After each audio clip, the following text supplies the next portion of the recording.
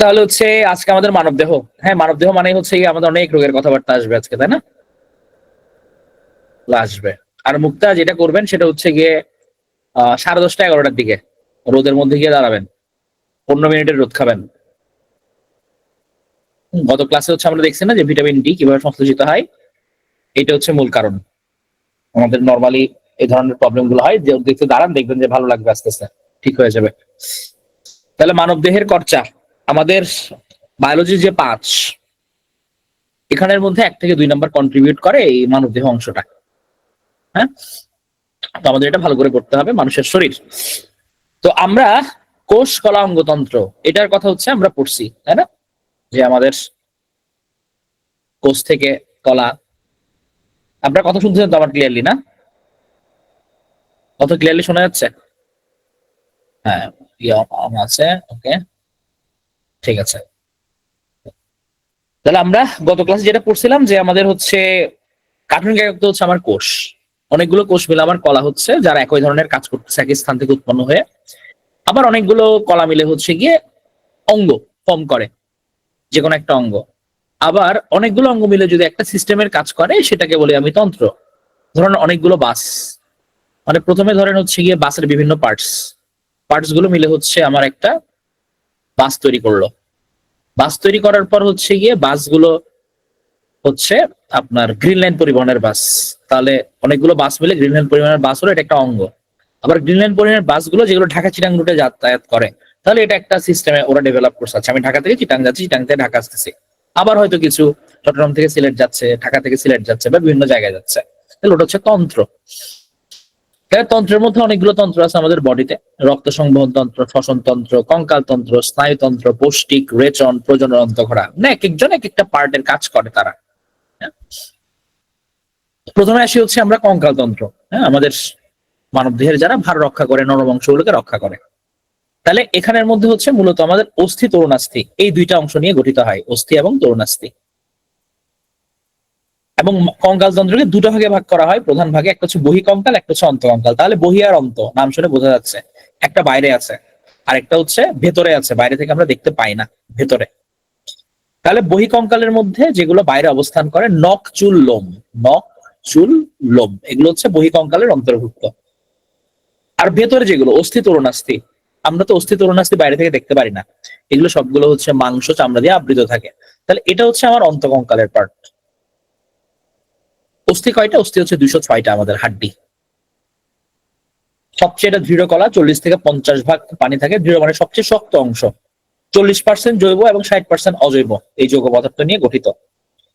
অস্থির বাইরে একটা আবরণী আছে, আবরণীটার নাম হচ্ছে গিয়ে পেরিঅস্টিয়াম। তাহলে যে কোনো জায়গায় যদি অস্টিও এই কথাটা দেখি, অস্টিও, এটা মানে হচ্ছে হাড়, হাড় বোঝাচ্ছে। তাহলে অস্থি মূলত ফসফরাস, সোডিয়াম, ক্যালসিয়াম এবং পটাশিয়াম যৌগ দ্বারা তৈরি। একজন বলছিল না যে হাতের কবজি ধরেন ব্যথা করছে, এটা একটা কারণ হতে পারে ক্যালসিয়াম শর্টেজ। হ্যাঁ, তাহলে অস্থি বৃদ্ধির জন্য ভিটামিন ডি এবং ক্যালসিয়াম সমৃদ্ধ খাবার প্রয়োজন, এই যে হচ্ছে কথা যেটা বললাম আপনাদের। তাহলে সবচেয়ে ছোট অস্থি আমার কানের ভিতর আছে, আমাদের সবচেয়ে ছোটটা, এটা হচ্ছে আমার স্টেপিস। আর সবচেয়ে বড় অস্থি হচ্ছে আমার ফিমার, উরুর হাড়।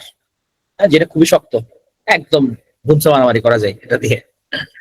তাহলে বড় অস্থি ফিমার, আর হচ্ছে ছোট অস্থি হচ্ছে আমার স্টেপিস। কাজ কি? কাজ বুঝতে পারি আমরা এগুলো: কাঠামো নির্মাণ করবে, নরমঙ্গ রক্ষা করবে, দেহের ভার বহন করবে। দুভাগে ভাগ করা যায়, একটা হচ্ছে অক্ষীয়, উপাঙ্গীয়। হ্যাঁ, অক্ষীয় আর হচ্ছে উপাঙ্গীয়। তাহলে আমার অক্ষীয় মানে হচ্ছে এখানের হাড়গুলা, আর এই সাইডের গুলো হচ্ছে আমার উপাঙ্গীয় সবগুলো। তাহলে অক্ষীয় 80টা, উপাঙ্গীয় 126টা। এটা একদম প্যারা নিয়ে ইয়ে করার একটা দরকার নেই, যতটুকু মনে থাকে। তাহলে করটিতে আছে 29টা হাড়, এই জিনিসটা একটু মনে রাখি। মেরুদণ্ডে 26টা। করটি মানে হচ্ছে আমার মাথা, মুখমণ্ডল। হ্যাঁ, তাহলে পুরো এই যে মাথাটা, এটার মধ্যে যে হাড্ডি গুড্ডি আছে, এটা 29টা। মেরুদণ্ডের মধ্যে 26টা। বক্ষপিঞ্জরের মধ্যে হচ্ছে 25টা। তার মধ্যে একটা স্টার্নাম আছে, আর পাঁজর, বুকের পাঁজর হচ্ছে 24টা আছে। এরপর আমাদের হচ্ছে আপনার স্ক্যাপুলা, ক্লাভিকল আছে, অর্থাৎ আমাদের যেটা বিউটি বোন বলি আমরা। হ্যাঁ, উঁচু হয়ে থাকে ঘাড়ের কাছে, এটা হচ্ছে ক্লাভিকল। এরকম দুই পাশে দুইটা আছে। আর হচ্ছে স্ক্যাপুলা, আমরা কাঁধের দিকে হচ্ছে হাত দিলে এটা ফিল করতে পারি, স্ক্যাপুলাটা। হ্যাঁ, তাহলে এই হচ্ছে গিয়ে আমাদের যে আমরা বললাম মেরুদণ্ডে 26টা হাড় আছে, যে সার্ভাইকাল হচ্ছে 7টা, থোরাসিক আছে আমাদের 12টা, লাম্বার আছে 5টা, স্যাক্রাল আছে 5টা, কক্সিজারে 1টা, এগুলো মিলে টোটাল আমাদের কয়টা হাড়? টোটাল হচ্ছে আমাদের 26টা হাড়। হ্যাঁ, এখন এখানে স্যাক্রাম গুলো মিলে হচ্ছে আপনার পরবর্তীতে এরা এক হয়ে যায়। হ্যাঁ, এই কারণে এখানে টোটাল 26টা ধরা হয় মেরুদণ্ডের মধ্যে। তো এখানের মধ্যে হচ্ছে এবার আপনার হাতের আর হচ্ছে পায়ের। হ্যাঁ, তাহলে হাতের মধ্যে প্রথমে এটা হচ্ছে আমাদের হিউমেরাস। এই যে আপনাদের ক্ল্যাভিকল স্কেপুলা বললাম, এই যে এটা হচ্ছে ক্ল্যাভিকল, এটা হচ্ছে স্কেপুলা, এই অংশ থাকে এটা ক্ল্যাভিকল। আর জাস্ট ঘাড়ের পেছনের দিকে, হ্যাঁ, পেছনের দিকে হাত দিলেই বুঝতে পারবেন যে এখানে আমাদের স্কেপুলা আছে। স্কেপুলার সঙ্গে হচ্ছে লেগে থাকে এখানে একটা জয়েন্টের মতো, হ্যাঁ, গোল একটা জয়েন্ট, বল কোটর সন্ধি বলা হয়, এটার মাধ্যমে লেগে থাকে হচ্ছে আমাদের হিউমেরাস। হিউমেরাস হচ্ছে এটা হাতের একদম মানে বাহুর যেটা। এরপর থাকে এখানে দুইটা বোনস, একটা হচ্ছে রেডিয়াস, একটা হচ্ছে আলনা। হ্যাঁ, তাহলে যেটা বলছিলাম যে ভেতরের দিকে থাকে আলনা, ঘরের ভেতর, বাইরে রেডিও থাকে, তাহলে রেডিয়াস। এরপর হচ্ছে কি আপনার হাতের বোনগুলা, এখানে কার্পাল, মেটাকার্পাল, ফ্যালাঞ্জেস। হাড়ের ইয়ের মধ্যেও পায়ের মধ্যেও কাছাকাছি, তাহলে এটা আমার যদি শ্রোণী হয়, তাহলে এখানের সঙ্গে হচ্ছে জয়েন্ট হচ্ছে আমার ফিমার, এটা একদম শক্ত। এখানে আমরা যেটা বাটি বলি না হাঁটুর মধ্যে, এটাকে বলা হয় প্যাটেলা। এরপর আসে হচ্ছে আমার টিবিয়া এবং ফিবুলা। হ্যাঁ, তো এখানের মধ্যে টিবিয়া থাকে ভেতরের দিকে, যেহেতু টিভি ভেতরে, আর ফিবুলা থাকে বাইরের দিকে। এবং কোনো মানুষ যদি হচ্ছে ধরেন আছাড় খেলো, হ্যাঁ, দেখা যায় কি তার ফিবুলাটা বেশি ফ্র্যাকচার হয়, কারণ ফিবুলা দেখছেন এটা হচ্ছে গিয়ে আপনার একটু দুর্বল, মানে ছোট ছোট বোনস, মোটা না। এরপর হচ্ছে পায়ের বোনস গুলো টার্সাল, মেটাটার্সাল, ফ্যালাঞ্জেস। তাহলে এটা মিলে টোটাল আমাদের বডির মধ্যে 206টা হাড় আমাদের। তো এগুলোতে গেল অস্থি। হ্যাঁ, এছাড়া আছে গিয়ে তরুণাস্থি। আমরা হচ্ছে গিয়ে যে কটকট করে খাই, হ্যাঁ, হাড্ডির উপরের অংশগুলা তোড়মোড় করে খেতে পারি, আমরা হচ্ছে কান, নাক, এগুলো ধরলেই ইজিলি মুভ করতে পারি। তাহলে এখানের মধ্যে আছে কি আমার তরুণাস্থি আছে। তরুণাস্থি 4 ধরনের, একটা হচ্ছে স্বচ্ছ বা হায়ালিন, স্থিতিস্থাপক, তারপর হচ্ছে শ্বেততন্তুময়, হিউমেরাস বা ফিমারের মস্তক। প্যাটেলা ফ্র্যাকচার হলে আসলে এটা কতটুক আপনার ফ্র্যাকচার হয়েছে এটার উপর ডিপেন্ড করে। যদি অল্প হয় তাহলে অনেক সময় রিকভার হয়, অনেক সময় রিপ্লেস করতে হয়। হ্যাঁ, অনেকেই হচ্ছে গিয়ে যদি ম্যাসিভ আকারে ফ্র্যাকচার হয়ে যায় তখন রিপ্লেস করতে হয়। এবং আপনার রিপ্লেসের মধ্যে অনেক সময় এটা হচ্ছে একদম মেটালিক প্যাটেলা হয়তো ব্যবহার করতে হয়।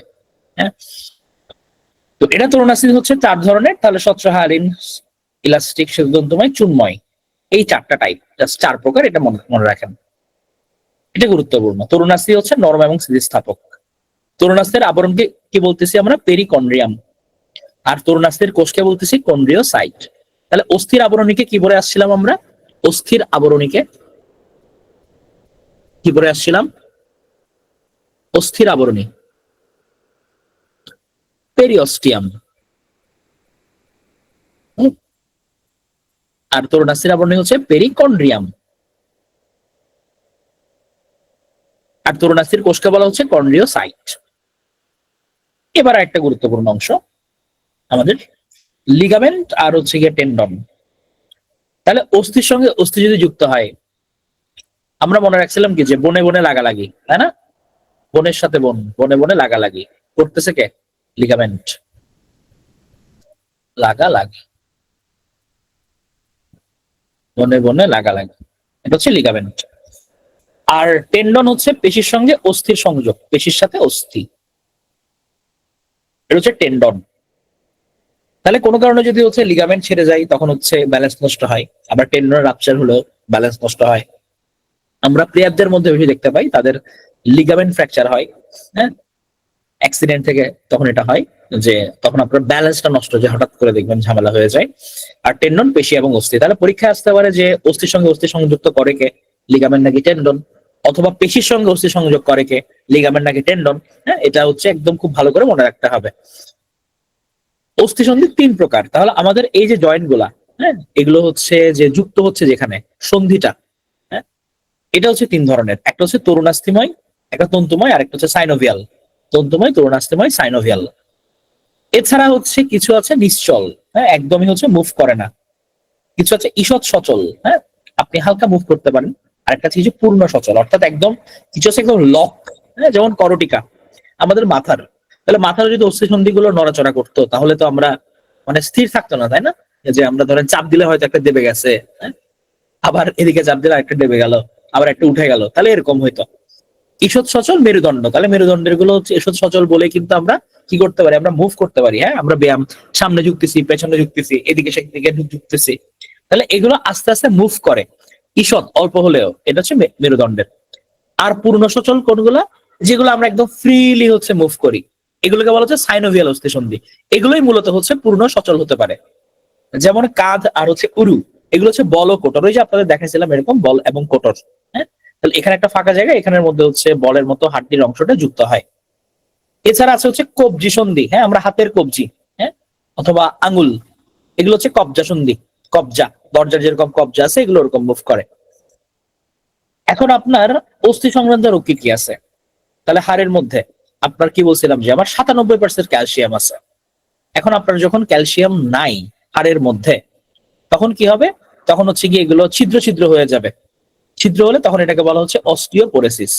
এবং বুঝতেছেন, আমার যখন ক্যালসিয়ামের অভাব হচ্ছে, ছিদ্র ছিদ্র হয়ে যাচ্ছে, তখন কেউ যদি কোনো জায়গায় পড়ে যায়, তাহলে ইজিলি কিন্তু জিনিসটা কি হয়ে যাবে, সে ভেঙে যাবে হাড্ডিটা। এছাড়া আছে কি রিউমাটয়েড আর্থ্রাইটিস অথবা গেটেবাত। এটা হচ্ছে অস্থিসন্ধিতে একটা প্রদাহজনিত রোগ। অস্থিসন্ধিতে প্রদাহজনিত রোগ, আমার হচ্ছে অস্থিসন্ধি আছে, ওখানে জ্বালা পোড়া হলো, ওখান থেকে হচ্ছে গিয়ে আমার এটা রিউমাটয়েড আর্থ্রাইটিস বা অথবা গেটেবাত, এটার ঝামেলা হয়। আমাদের হয় কি রিকেটস রোগ হয়, ভিটামিন ডি এর অভাবে হয়। এই রিকেটস রোগটা ভিটামিন ডি এর অভাবে, এখানে হাড় বেঁকে যেতে পারে, হাড় বেঁকে যায়, তাহলে হচ্ছে রিকেটস রোগ। ভিটামিন ডি এর অভাবে কি হয়, আমার রিকেটস রোগ হয়। হ্যাঁ, এবং এটা কিন্তু বড়দের যেমন অস্টিওম্যালাসিয়া হয় ডি এর অভাবে, এটা হচ্ছে নর্মালি বাচ্চাদের হয়, শিশুদের শিশুদের এটা গত ক্লাসে পড়াইছিলাম যে বড়দের হচ্ছে অস্টিওম্যালাসিয়া। অস্টিওম্যালাসিয়া হয়। তাহলে অস্থি বুঝে গেছে, এবার আসি আমরা পেশিতে। হ্যাঁ, তাহলে পেশি কি? পেশি হচ্ছে একটা সংকোচনশীল কলা, ভ্রূণের মেসোডাম স্তর থেকে উদ্ভূত হয়। 40 থেকে 50% পেশি কলা, আমাদের মাংসটা। হ্যাঁ, তাহলে পেশিগুলো গ্লাইকোজেন আকারে শক্তি সঞ্চয় করে, গ্লাইকোজেন আকারে শক্তি সঞ্চয় করে। আমরা গ্লাইকোজেন পড়ছিলাম কি, যে আমাদের প্রাণীদেহের মধ্যে আমাদের যে কার্বোহাইড্রেট, এটা গ্লাইকোজেন হিসেবে সঞ্চিত হয়, এবং এই সঞ্চিত গ্লাইকোজেনটা কিন্তু আমাদের কি দেয়, শক্তি দেয়। পেশির একক হচ্ছে মায়োসাইট, অনেকগুলো মায়োসাইট মিলে পেশি গঠিত হয়। এদের দীর্ঘতম পেশি হচ্ছে সার্টোরিয়াস, আর ক্ষুদ্রতম পেশি হচ্ছে স্টেপিডিয়াস। হ্যাঁ, তাহলে স্টেপিডিয়াস হচ্ছে আমার ক্ষুদ্রতম পেশি, আর দীর্ঘতম পেশি হচ্ছে সার্টোরিয়াস। তাহলে আমরা দীর্ঘতম হাড় কি পরে আসছিলাম, দীর্ঘতম হাড় কি পরে আসছিলাম, ফিমার পরে আসছিলাম। তাহলে ফিমারের আশপাশে যে পেশিটা, এটা হচ্ছে সার্টোরিয়াস। ক্ষুদ্রতম হাড় কোনটা পরে আসছিলাম, ক্ষুদ্রতম হাড় স্টেপিস পরে আসছিলাম। তাহলে আমার স্টেপিসের আশপাশে হচ্ছে গিয়ে যে আমার পেশিটা, এটা হচ্ছে স্টেপিডিয়াস। হ্যাঁ, তাহলে দীর্ঘতম পেশি, ক্ষুদ্রতম পেশি, এটা মনে রাখতে হবে। পেশি তিন ধরনের, একটা ঐচ্ছিক, অনৈচ্ছিক হৃৎপেশি, এটা আমরা পড়ছি গত ক্লাসে, এটা ডিটেইল পড়ছি না। এবার আসা হচ্ছে রক্তের মধ্যে। তাহলে আমরা হাড়, আমরা পেশি দেখলাম, এবার হচ্ছে রক্ত দেখি। তো রক্তটা কি, রক্ত তো আমরা বুঝতে পারছি যে আমার যে কোনো ইমার্জেন্সিতে যখন রক্তক্ষরণ, আমরা বলি রক্ত লাগে, রক্ত লাগবে, রক্ত লাগবে, হ্যাঁ, হইচই পড়ে যায়। তাহলে বোঝা যাচ্ছে যে আসলে রক্ত ছাড়া আমাদের এখানে অনেক কিছু হয় না। এটা একটা জীবন রক্ষাকারী তরল, এটা শর্টেজ হলে আপনি গ্যাঞ্জামে পড়ে যাবেন। কেন গ্যাঞ্জামে পড়বেন? কারণ এই রক্তের মাধ্যমে কিন্তু আমার যত পুষ্টি আছে, হরমোন আছে, অর্থাৎ রস, ভিটামিন, আপনি যা খাচ্ছেন, আমার অক্সিজেন, কার্বন ডাই অক্সাইড সবকিছু পরিবহন করতেছে আমার রক্ত। এই হচ্ছে মাধ্যম, ডাক পিয়ন বডির। তাহলে হচ্ছে পিয়ন যদি রেসপন্স না করে, চিঠি যাবে না, চিঠি না গেলে তো হবে না। সে বহন যদি না করে, তাহলে খাবার যদি না পৌঁছায়, আলটিমেটলি ডেড হয়ে যাবো আমরা। রক্তের রংটা কি লাল, এটা সাদা লবণাক্ত, একটু লবণাক্ত টাইপের, এবং হচ্ছে ক্ষারীয়, সে হচ্ছে ক্ষার ধর্মের। তার পিএইচ কত, 7.35 থেকে 7.45, এটা হচ্ছে তার পিএইচ, গড়ে 7.40। আমাদের 5 থেকে 6 লিটার বডিতে রক্ত থাকে, এবং রক্তের রং লাল কেন? কারণ এখানে হিমোগ্লোবিন আছে, হিমোগ্লোবিনের কারণে রক্তের রং লাল হয়। রক্তের মধ্যে রক্ত কণিকা থাকে, রক্ত রস থাকে, তাহলে পানি পানি অনেকগুলো অংশ থাকে, আবার কিছু থেকে কণিকা। যেমন ধরেন আপনি রক্ত নিয়ে যদি হচ্ছে একটা টেস্ট টিউবের মধ্যে অনেকক্ষণ বসায় রাখেন, তখন দেখবে যে উপরে হচ্ছে একদম সাদাটে হয়ে গেছে, আস্তে আস্তে নিচে হচ্ছে গিয়ে আপনার এই ঘন ইয়েটা জমা হচ্ছে। তাহলে উপরের এই যে সাদাটা অংশটা, এটাকে বলা হয় রক্তরস বা প্লাজমা, রক্তরস বা প্লাজমা। আমরা মাঝে মাঝে শুনি যে রোগীকে প্লাজমা দিতে হবে, অথবা আমরা বলি যে যারা পুড়ে যাওয়া রোগী এদেরকে প্লাজমা লাগবে, হ্যাঁ, অথবা ডেঙ্গুর ক্ষেত্রে অনেক সময় আমরা শুনি যে প্লাজমা লাগবে। তাহলে এখানে কি হচ্ছে, মানে রক্ত রসের এইটার হচ্ছে তার শর্টেজ হয়ে যাচ্ছে। এছাড়া আপনার আর রক্তকণিকা হিসেবে থাকে হচ্ছে এখানে 45% টোটাল। তো রক্তরস যেটা বললাম 55%, এখানে পানি থাকে সবচেয়ে বেশি 90 থেকে 92%, আর কঠিন পদার্থ থেকে 8 থেকে 10%। তার মধ্যে অজৈব আবার জৈব আছে। অজৈব 0.9%, যত হচ্ছে আপনার sodium chloride, potassium, calcium, magnesium, phosphorus, খনিজ যা কিছু আছে, oxygen, carbon die oxide, nitrogen, সবকিছুই এগুলো হচ্ছে আমার অজৈব উপাদান। আর জৈব কোনগুলো? জৈব আছে হচ্ছে আমার প্লাজমা প্রোটিন আছে কিছু, হ্যাঁ, অ্যালবুমিন, গ্লোবিউলিন, প্রোথোমিন, ফাইব্রিনোজেন, এগুলো বিভিন্ন উপাদান। নাইট্রোজেন গঠিত রেচন পদার্থ আছে। তাহলে বডির যে বর্জ্য পদার্থ গুলা, এগুলো কিন্তু এখানে থাকে। Urea, uric acid, ammonia, creatinine, xanthine, হ্যাঁ, যে বর্জ্য পদার্থ গুলো পরবর্তীতে কিডনির মাধ্যমে হচ্ছে গিয়ে দেহের বাইরে বের হয়ে যায়। কোনো কারণে যদি হচ্ছে কারো কিডনি নষ্ট হয়ে যায়, তখন হচ্ছে এই বর্জ্য পদার্থ গুলো আবার দেহের বাইরে বাইরে হতে পারে না, তখন হয় আরেক গাঞ্জাম। তখন হচ্ছে গিয়ে আপনার যেহেতু যতই বর্জ্য আপনার বডিতে জমবে, তত আপনার বডি কি হবে? দূষিত হবে। তখন বিভিন্ন আরো ধরনের সমস্যা দেখা যায়। এছাড়া এখানে কি থাকে? কিছু প্রতিরক্ষামূলক দ্রব্যাদি থাকে, অ্যান্টিটক্সিন, অ্যাগ্লুটিনিন, যেগুলো আমাদের বডিতে ফাইট করে যারা বাইরে থেকে আসে তাদের এগেনস্টে কোনো ক্ষতিকর কিছু থাকলে। এছাড়া glucose, bilirubin, lipid, hormone, enzyme, অনেক কিছুই এখানের মধ্যে থাকে। তাহলে সে যা ক্যারি করতেছে সবগুলো এখানের মধ্যে কম বেশি আছে। তাহলে পানির পরিমাণ 90 থেকে 92%, আর এখানে কঠিন পদার্থ 8 থেকে 10%। রক্তের কাজ কি? তরলতা রক্ষা করে, সে অম্ল ক্ষারকের ভারসাম্য রক্ষা করে। তাহলে রক্ত কি বলছিলাম? অম্লীয় নাকি ক্ষারীয়? কি বলছিলাম? রক্ত অম্লীয় নাকি ক্ষারীয়? বলে ফেলেন দেখি, অম্লীয় নাকি ক্ষারীয়? আজকে রেসপন্স দিতে লেট কেন হচ্ছে? নাম করে ফেলতে হবে তো। ক্ষারীয়। কত ছিল পিএইচ? কত রক্তের পিএইচ কত দেখে আসছি? এভারেজ 7.4 ছিল। গুড। তাহলে আমাদের কোনো জায়গায় যদি কেটে যায়, তাহলে রক্ত জমাট বাঁধার প্রয়োজনীয় উপাদানগুলো সে পরিবহন করে, সে অক্সিজেন পরিবহন করে, হ্যাঁ? মানে পরিবহনের সবগুলো কাজ সে করে। আবার আমার যে কার্বন ডাইঅক্সাইড বডির মধ্যে, এটা কিন্তু সে দেহের বাইরে বের করে দেয়। আবার পরিবেশ থেকে অক্সিজেনটা সে নিয়ে আসে। তাহলে সব ধরনের সে কাজ কম বেশি সে করতেছে। এখন আমরা বলছিলাম কি যে এখানে রক্ত রস ছাড়াও রক্ত কণিকা আছে, হ্যাঁ। তো রক্ত কণিকার মধ্যে কি কি আছে? আমার লোহিত রক্তকণিকা, শ্বেত রক্তকণিকা, অনুচক্রিকা। খুবই গুরুত্বপূর্ণ, 3 ধরনের। প্রথমে আসি লোহিত, হ্যাঁ। তাহলে লোহিত এটা হচ্ছে গোল, হ্যাঁ, এটা হচ্ছে গোল এবং দ্বি-অবতল। এখানের মধ্যে নিউক্লিয়াস থাকে না। খুবই গুরুত্বপূর্ণ লাইন। তাহলে সে গোল, দ্বি-অবতল। পরীক্ষার মধ্যে আসবে দ্বি-অবতল, দ্বি-উত্তল, অপশনে এভাবে থাকবে, কনফিউজ হওয়া যাবে না। তারা উৎপন্ন হয় কোথায়? ভ্রূণ অবস্থায়। বাচ্চা যখন ভ্রূণ একদম মায়ের পেটে ছোট্ট, তখন যকৃৎ এবং প্লীহাতে এটা উৎপন্ন হচ্ছে। আর জন্মের পর থেকে অস্থিমজ্জা হতে এটা মূলত লোহিত কণিকাটা উৎপন্ন হয়। আমরা হচ্ছে গিয়ে হাড়ের মধ্যে যে লালচে অংশটা দেখতে পাই, যখন আমরা হাড় খাই, মুরগির হাড় খেলাম, ওখানে আমরা দেখতে পাই, এটাকে হচ্ছে গিয়ে বলা হচ্ছে আমার অস্থিমজ্জা। এখান থেকে লোহিত কণিকা উৎপন্ন হয়। এটার জীবনকাল মাত্র 120 দিন, সে 120 দিন বাঁচে। এখানের মধ্যে হিমোগ্লোবিন থাকে, এবং এদের মেইন কাজ হচ্ছে তারা অক্সিজেন পরিবহন করে, হ্যাঁ। তাহলে হিমোগ্লোবিনের সঙ্গে অক্সিজেন যুক্ত হয়ে অক্সি হিমোগ্লোবিন রূপে মূলত হচ্ছে গিয়ে অক্সিজেনটা পরিবাহিত হয়। তাহলে দেখবেন যাদের কখনো যদি কারো হিমোগ্লোবিনের পরিমাণ কমে যায়, আমরা যে সিবিসি করি, কমপ্লিট ব্লাড কাউন্ট করি, হিমোগ্লোবিনের পরিমাণ যদি কমে যায় কারো, তার দেখবেন যে শ্বাসকষ্ট হচ্ছে, হ্যাঁ, তার দুর্বল লাগতেছে, কারণ তার প্রপারলি অক্সিজেন যাচ্ছে না। অক্সিজেন না গেলে কিন্তু এই সিমটম গুলো দেখা দেয়, হ্যাঁ? তখন আমরা এটা বুঝতে পারি যে না, something is wrong with haemoglobin. তাহলে এখানে হচ্ছে হিম বা লোহের জন্য রক্ত লাল, হ্যাঁ, এটা হচ্ছে 4%, আর গ্লোবিন থাকে এখানে 96%। তাহলে হিম 4% আর গ্লোবিন হচ্ছে 96%। এবং এখানের মধ্যে হচ্ছে আপনার হিমোগ্লোবিন ভেঙে তৈরি হয় হচ্ছে বিলিরুবিন। হিমোগ্লোবিন যখন ভাঙতে থাকে এবং বিলিরুবিনটা যদি কোনো কারণে বেড়ে যায়, তখন হচ্ছে গিয়ে জন্ডিস হয়। যকৃতেও আবার বিলিরুবিন তৈরি হয়। আবার পিত্তরসের প্রধান রঞ্জক পদার্থ কিন্তু বিলিরুবিন, পিত্তরসেরও একটা উপাদান, হ্যাঁ? তাহলে যখন ধরেন কারো আপনার জন্ডিস হচ্ছে, তখন আমরা দুইটা জিনিস চিন্তা করি, হয়তো তার হিমোগ্লোবিন ভাঙতেছে, না হলে তার হচ্ছে গিয়ে ভাই লিভারে কোনো প্রবলেম হচ্ছে, হ্যাঁ, তার জন্ডিস কেন হচ্ছে, এভাবে আমরা চিন্তা করি। তাহলে পিত্তরসের প্রধান রঞ্জক পদার্থ হচ্ছে বিলিরুবিন, যকৃতে বিলিরুবিন তৈরি হচ্ছে, বিলিরুবিনের মাত্রা যখন বেড়ে যায় তখন হয়ে যায় জন্ডিস, এবং এই বিলিরুবিনটা কিন্তু আমার হিমোগ্লোবিন ভেঙে গিয়ে তৈরি হয়। এবার আসে শ্বেত রক্তকণিকা, আমার দেহের কি পুলিশম্যান, সে পুলিশ হিসেবে কাজ করে। এর মধ্যে কিন্তু আবার নিউক্লিয়াস আছে, এবং এর গড়ায়ু 1 থেকে 15 দিন। স্বল্প আয়ের মানুষে 1 থেকে মাত্র 15 দিন, আগেরটা আমরা দেখে আসছি 120 দিন। সে জীবাণু ধ্বংস করে, তার মেইন কাজ অ্যাটাক, সে অ্যাটাকিং মুডে থাকে, আসলেই কাউকে সে ধ্বংস করে দেয়। এখন আপনার বডি অসুস্থ, হ্যাঁ, দেহ, আপনার শরীর খারাপ লাগতেছে, জ্বর হয়েছে, সর্দি হয়েছে, হ্যাঁ, সবকিছু মিলাই দেহ অসুস্থ। এখন বডি কি করবে? বডি হচ্ছে আপনার ট্রাই করবে এটাকে ঠিক করার। এখন অসুস্থ হয়েছে মানে কি, বাইরে থেকে তাহলে কোনো কিছু ঢুকছে, কেউ ঢুকে তো অসুস্থ করছে, তাহলে বডি তখন অ্যালার্ট হয়ে যায়, বডির পুলিশম্যান যে না, আমাকে তো এটা কমাতে হবে। তো তখন সে তার নিজের পরিমাণটা বেড়ে যায়, তাহলে অসুস্থ দেহে এর সংখ্যা বেড়ে যায়।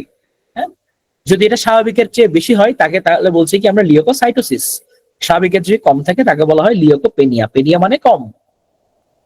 লিউকেমিয়া ক্যান্সারের ক্ষেত্রে লোহিত কণিকা ধ্বংসপ্রাপ্ত হয় এবং শ্বেত রক্তকণিকার সংখ্যা অস্বাভাবিক হারে বেড়ে যায়। হ্যাঁ, যারা ক্যান্সারের রোগী এদের ক্ষেত্রে আপনার অস্বাভাবিক হারে বেড়ে যায়। তাহলে আমরা কিন্তু এরকম শ্বেত রক্তকণিকার, হ্যাঁ, লিউকোসাইটের নাম্বার দেখে, পরিমাণ দিয়ে কিন্তু এটা অনেক সময় অ্যাসেস করা যায় যে অস্বাভাবিক হারে যদি বেড়ে যায় যে সামথিং ইজ রং। আবার এইডস রোগীদের হচ্ছে শ্বেত রক্তকণিকা ধ্বংসপ্রাপ্ত হয়। আপনাদের এইডস এর ক্ষেত্রে মনে আছে? এইডস এর ক্ষেত্রে কি হয় দেখি বলেন তো? মূলত আমাদের কি কমে যায়, রোগীর কি কমে যায় এইডস এর ক্ষেত্রে? তাহলে ইমিউনিটি কমে যাচ্ছে তার, হ্যাঁ, রোগ প্রতিরোধ ক্ষমতা কমে যায়। এখন রোগ প্রতিরোধ ক্ষমতা কমে যাওয়া মানে কি, আমার পুলিশম্যানরা ছুটিতে চলে গেছে, তাহলে পুলিশম্যান নাই, তখন তো তার ক্ষমতা কমে গেছে। তাহলে এই কারণে বলা হচ্ছে এইডস রোগীদের শ্বেত রক্তকণিকা ধ্বংসপ্রাপ্ত হয়।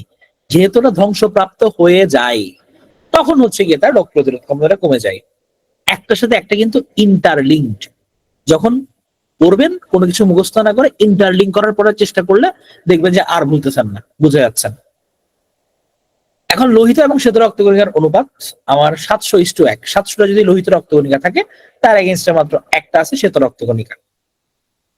এখন আমার শ্বেত রক্তকণিকা দুই ধরনের, একটাতে দানা আছে আরেকটার মধ্যে দানা নাই। দানা থাকলে সেটা হচ্ছে গ্র্যানুলোসাইট। কি কি আছে? ফিল আছে, দানা আছে বলে সে ফিল নিচ্ছে, নিউট্রোফিল, ইওসিনোফিল, বেসোফিল। এই যে জীবাণুকে ধ্বংস করা, খেয়ে ফেলা, ফ্যাগোসাইটোসিস, এটা মূলত কাজ হচ্ছে নিউট্রোফিলের। ফ্যাগোসাইটোসিস করে সে, নিউট্রোফিল। আর আমাদের অ্যালার্জি প্রতিরোধ করে হচ্ছে গিয়ে বেসোফিল। বেসোফিল হচ্ছে আমাদের দেহে কি করে, অ্যালার্জি প্রতিরোধ করে। এবং বেসোফিল হচ্ছে হ্যাপারিন নিঃসৃত করে রক্তকে রক্তবাহিকার ভেতর জমাট বাঁধতে বাধা দেয়। হ্যাঁ, তাহলে হ্যাপারিন নিঃসৃত করে হচ্ছে বেসোফিল, হিস্টামিন নিঃসৃত করে। তাহলে হ্যাপারিন নিঃসৃত করে কি করে, জমাট বাঁধতে বাধা দেয় রক্তবাহিকার ভেতর, কারণ রক্ত তো কন্টিনিউ বাহিত হইতে হবে, এটা থেমে গেলেই তো গ্যাঞ্জাম। হ্যাঁ, এটা হচ্ছে কি আমার বেসোফিল, জমাট বাঁধবে আমাদের সামনে আসতেছে কে জমাট বাঁধাচ্ছে। তাহলে রক্তবাহিকার ভেতরে মানে জমাট বাঁধার দুইটা জিনিস, আপনার বডির কোনো জায়গায় কেটে গেল তখন ওখান থেকে অবিরত রক্ত পড়তেছে, এটা আমার জন্য ক্ষতিকর, বডি থেকে রক্ত চলে যাচ্ছে, তখন আমাকে রক্ত জমাট বাঁধার জন্য লাগবে। আবার আপনার বডির মধ্যে রক্ত বাহিত হচ্ছে নালিকা দিয়ে, কোনো কারণে ওখানে যদি ব্লক হয় তাহলে তো গ্যাঞ্জাম, জমাট যদি বেঁধে যায় তখন তো সে ঠিক মতো প্রবাহিত না হতে পারলে তো যেখানে সে প্রবাহিত হচ্ছিল ওই লোক বিদ্রোহ করে বসবে ওই অঙ্গটা, সে বলবে যে আমাকে ঠিক মতো তোমরা খাবার দাবার দিচ্ছ না, তাহলে আমি কাজ করব না। কাজ বন্ধ করে দিলে তো আমরা গ্যাঞ্জামে পড়ে যাবো। হ্যাঁ, আচ্ছা, অ্যালার্জি। অ্যালার্জি হচ্ছে কি আমাদের, ধরেন এই যে আপনার নর্মাল ওয়েতে বুঝেন, এটা তো একটা চুলকানি। হ্যাঁ, তাহলে আমাদের তখন হচ্ছে কিছু উপাদান এটা বেড়ে যায়। হ্যাঁ, মানে বডির মধ্যে আমাদের সবকিছু তো আপনার হচ্ছে একটা প্রপার চেইন মেনটেন করে চলে, একটা নির্দিষ্ট পরিমাণে থাকে। যখন হচ্ছে গিয়ে এগুলোর ব্যাচ কম হয়ে যায় তখন হচ্ছে রিয়াকশন এটা দেখা যায়।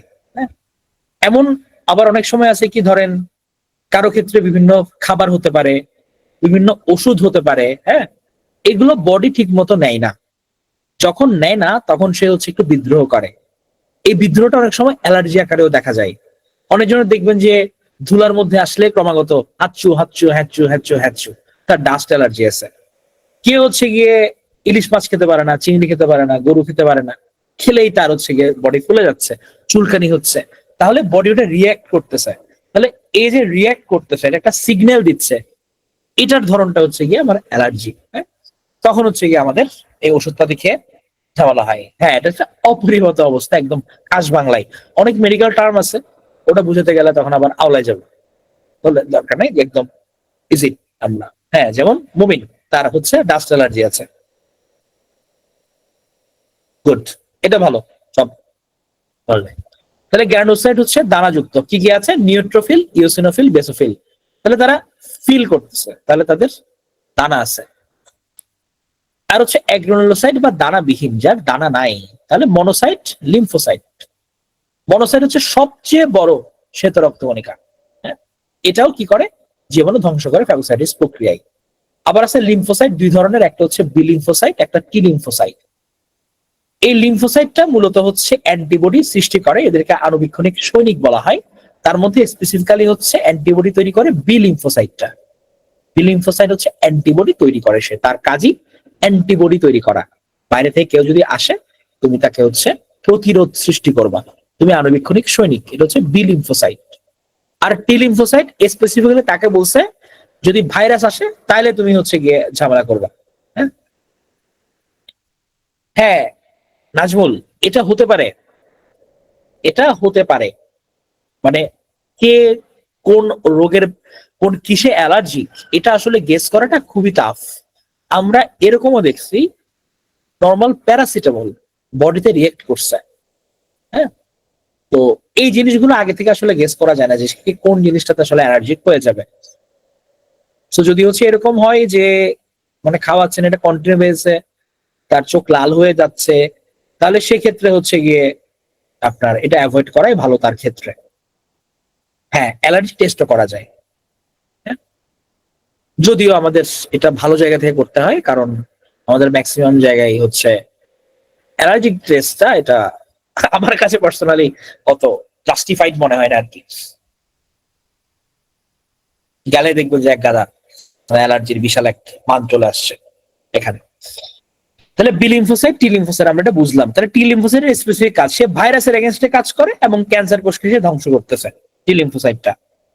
এবার আসি হচ্ছে আমাদের, জিজ্ঞেস করছিল মালিহা, জমাট বাঁধে কে? জমাট বাঁধে হচ্ছে আমাদের অনুচক্রিকা। এটার গড়াই হচ্ছে 5 থেকে 10 দিন, এবং এটা হচ্ছে ক্ষুদ্রতম আকৃতির রক্তকণিকা, একদম ছোট। ছোট মানুষ, তার গড়াইও একটু কম আছে, 5 থেকে 10 দিন। আমরা শ্বেত রক্তকণিকার ক্ষেত্রে গড়াইও কত দেখছি? শ্বেত রক্তকণিকার গড়াইও আমরা দেখছি হচ্ছে থেকে 15 দিন দেখছি। তাহলে সে ছোট মানুষ, অনুচক্রিকা, তার আরো কম, 5 থেকে 10 দিন। আর আমরা হিমোগ্লোবিনের বা সরি লোহিত রক্তকণিকার কত দেখছি? 120 দিন দেখছি। Good. আমাদের নিউক্লিয়াস বিহীন ছিল কোনটা? আরবিসি ছিল নিউক্লিয়াস বিহীন। অনুচক্রিকারও নাই নিউক্লিয়াস। হ্যাঁ, আর নিউক্লিয়াস যুক্ত কোনটা আমার? নিউক্লিয়াস যুক্ত কোনটা?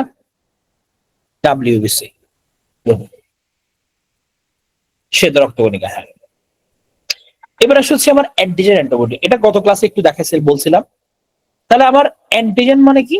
অ্যান্টিজেন মানে হচ্ছে গিয়ে যে এটা হচ্ছে একটা বহিরাগত। তাহলে যে কোনো কিছু বহিরাগত যেটা আমার বডিতে ঢুকলে আমার বডি হচ্ছে এটাকে ক্ষতিকর মনে করেন, প্রতিরোধ করার চেষ্টা করবে। তাহলে বাইরে থেকে যা ঢুকতেছে সেটা হচ্ছে আমার অ্যান্টিজেন। আর অ্যান্টিজেনকে প্রতিরোধ করার জন্য আমাদের রক্ত যে পদার্থ তৈরি করে, হ্যাঁ, তাহলে আমাদের গার্ড যে, সে হচ্ছে আমার অ্যান্টিবডি।